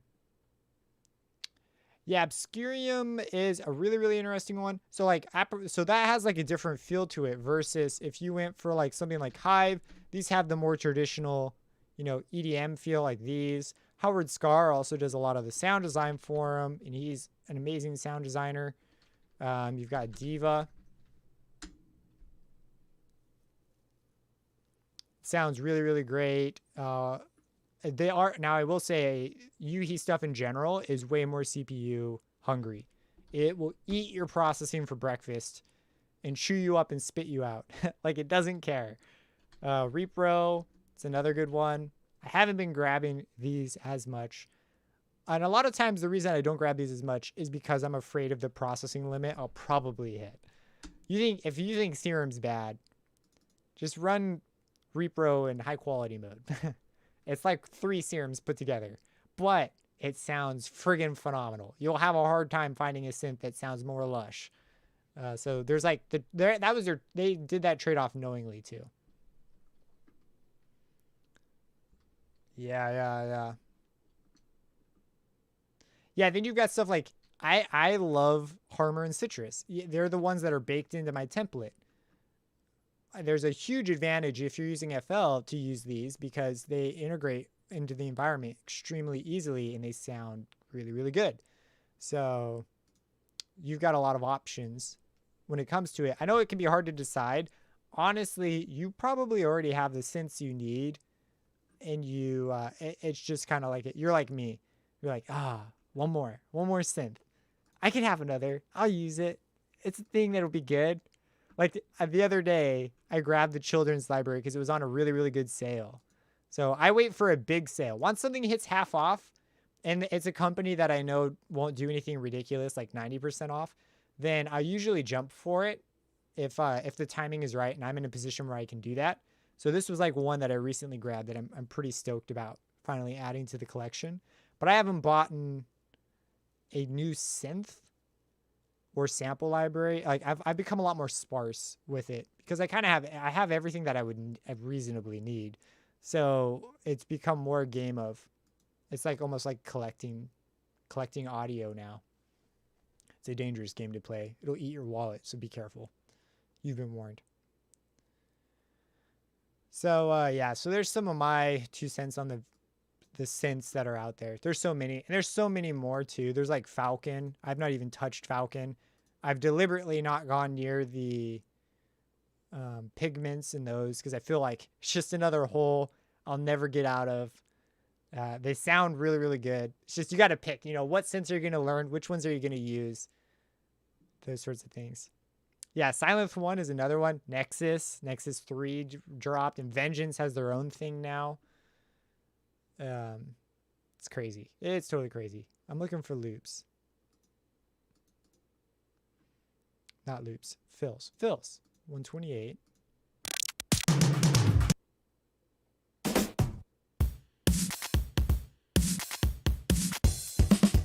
I don't have Omnisphere. It actually, it was between Omnisphere and Contact, and I went with Complete. The rest is history. If I wound up with a copy of Omnisphere, I'd probably use it all the time. It's just, I want to buy it, but I have a hard time justifying buying it because it seems like it's just going to come with a bunch of things I already kind of have. So it's just sort of this thing. If someone at Spectrasonics ever gets in touch with me and is like, hey, would you like to just use this? I'd be like, heck yeah. But that's like, I have a hard time buying it. I'll probably wait if they release a new update or if there's a really good sale that comes around. I'll probably grab it. It's one of the things that's on my list.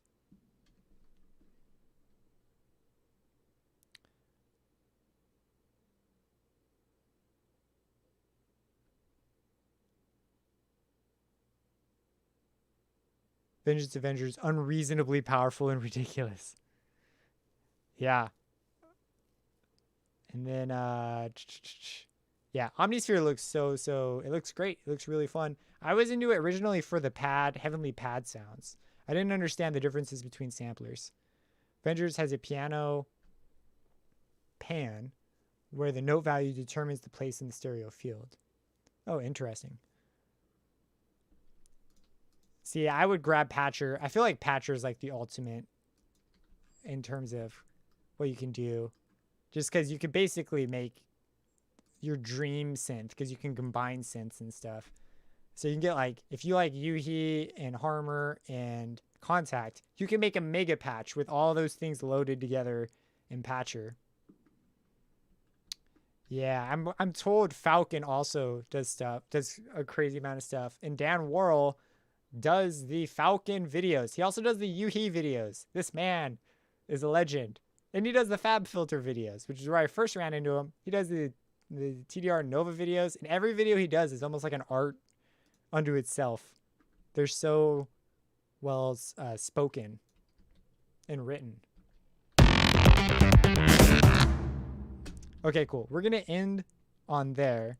So let's give a listen through. You guys are getting me. Yeah, Dan Worrell is amazing. Yeah, I love it. These are great conversations. This is stuff that like I don't get to talk about often with people because they're not into audio. So let's go ahead. I'm going to play this through. We're going to give it a listen, and then I'm going to possibly answer the last couple questions, and then I'm going to go to bed. Probably go eat something first, though, because I am starving. He's like that. Who doesn't love this man? One person put a comment that I resonated with that was like, watching a Dan Worrell video is like watching him summarize 1 month's worth of constant research in like 10 minutes. Like, and I've striven to reduce my videos. I don't know if you noticed, there's a lot more where I just edit stuff out. Or I'm like, I don't know why I said that sentence. I'll just take it out because I'm a lot more meticulous with the timestamps because I want to just deliver information and give like truly interesting things. I've heard of Icarus, but it doesn't really ring a bell. Eat some chicken wings. I wish, man. Man, I love chicken wings. All right, here we go.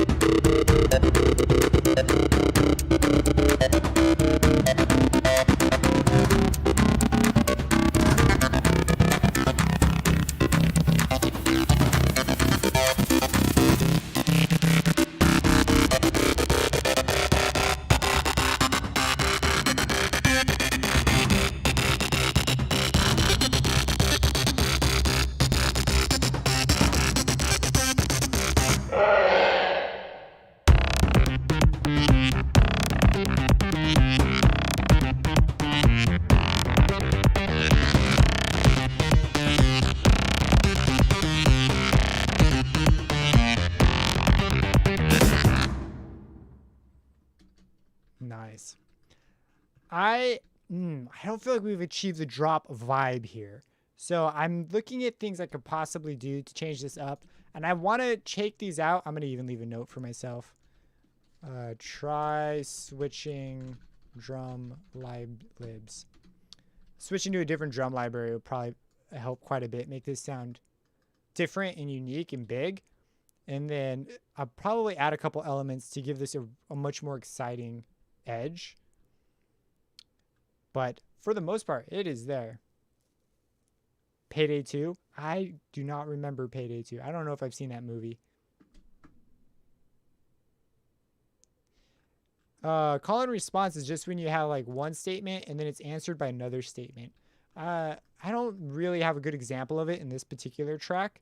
It's all kind of just, it just runs right through. There's nothing that's really call and response-y in this one. But yeah, that I don't really have a good example in this one. Oh, it's a game? Oh, well, I'm not the biggest. I game certain games hard, but not others.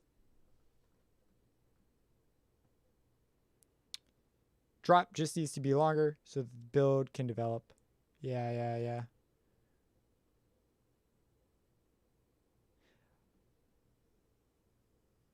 No way, this intro? You think the intro is?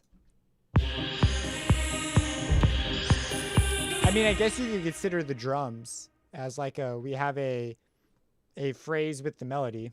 And then the drums respond. I guess you could call it that way.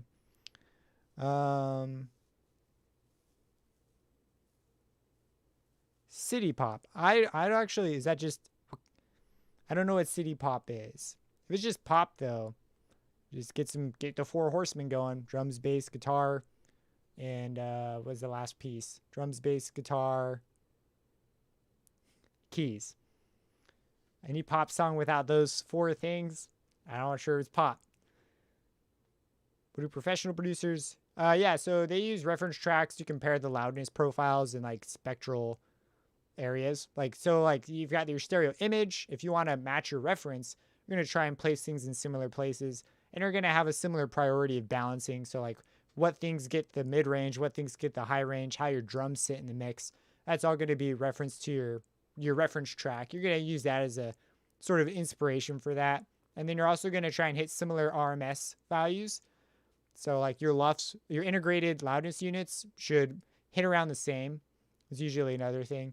Nowadays, it's kind of a different landscape as far as LUFS go, because everyone's got like super specific loudness profiles they're kind of looking for. So now there's like plugins to help you do that. Like Master Check does that. The Pro L has some stuff in there they've got really good meters in there. And there's a couple other meters that will do that as well. Japanese funk with a lot of jazzy chords. It's a suicide. Make the harmony. Oh, interesting. Yeah, I don't know. Maybe I just, call and response wise, I just was like, whoa. I did not upload that synthwave track yet. It's not done. It's kind of sitting where it was at earlier. So I got almost done with that fiddle track that I've got. I've actually gone through and mixed it, but I have yet to add in a couple transition and elements. So I'll actually, ironically, go back and add some stuff after mixing, and then probably do a small another remix followed by the mastering. But yeah, I haven't done it yet. Yeah, I didn't really think of it as call and responsey just because I guess the drums were so different. But yeah, drums definitely responding to that.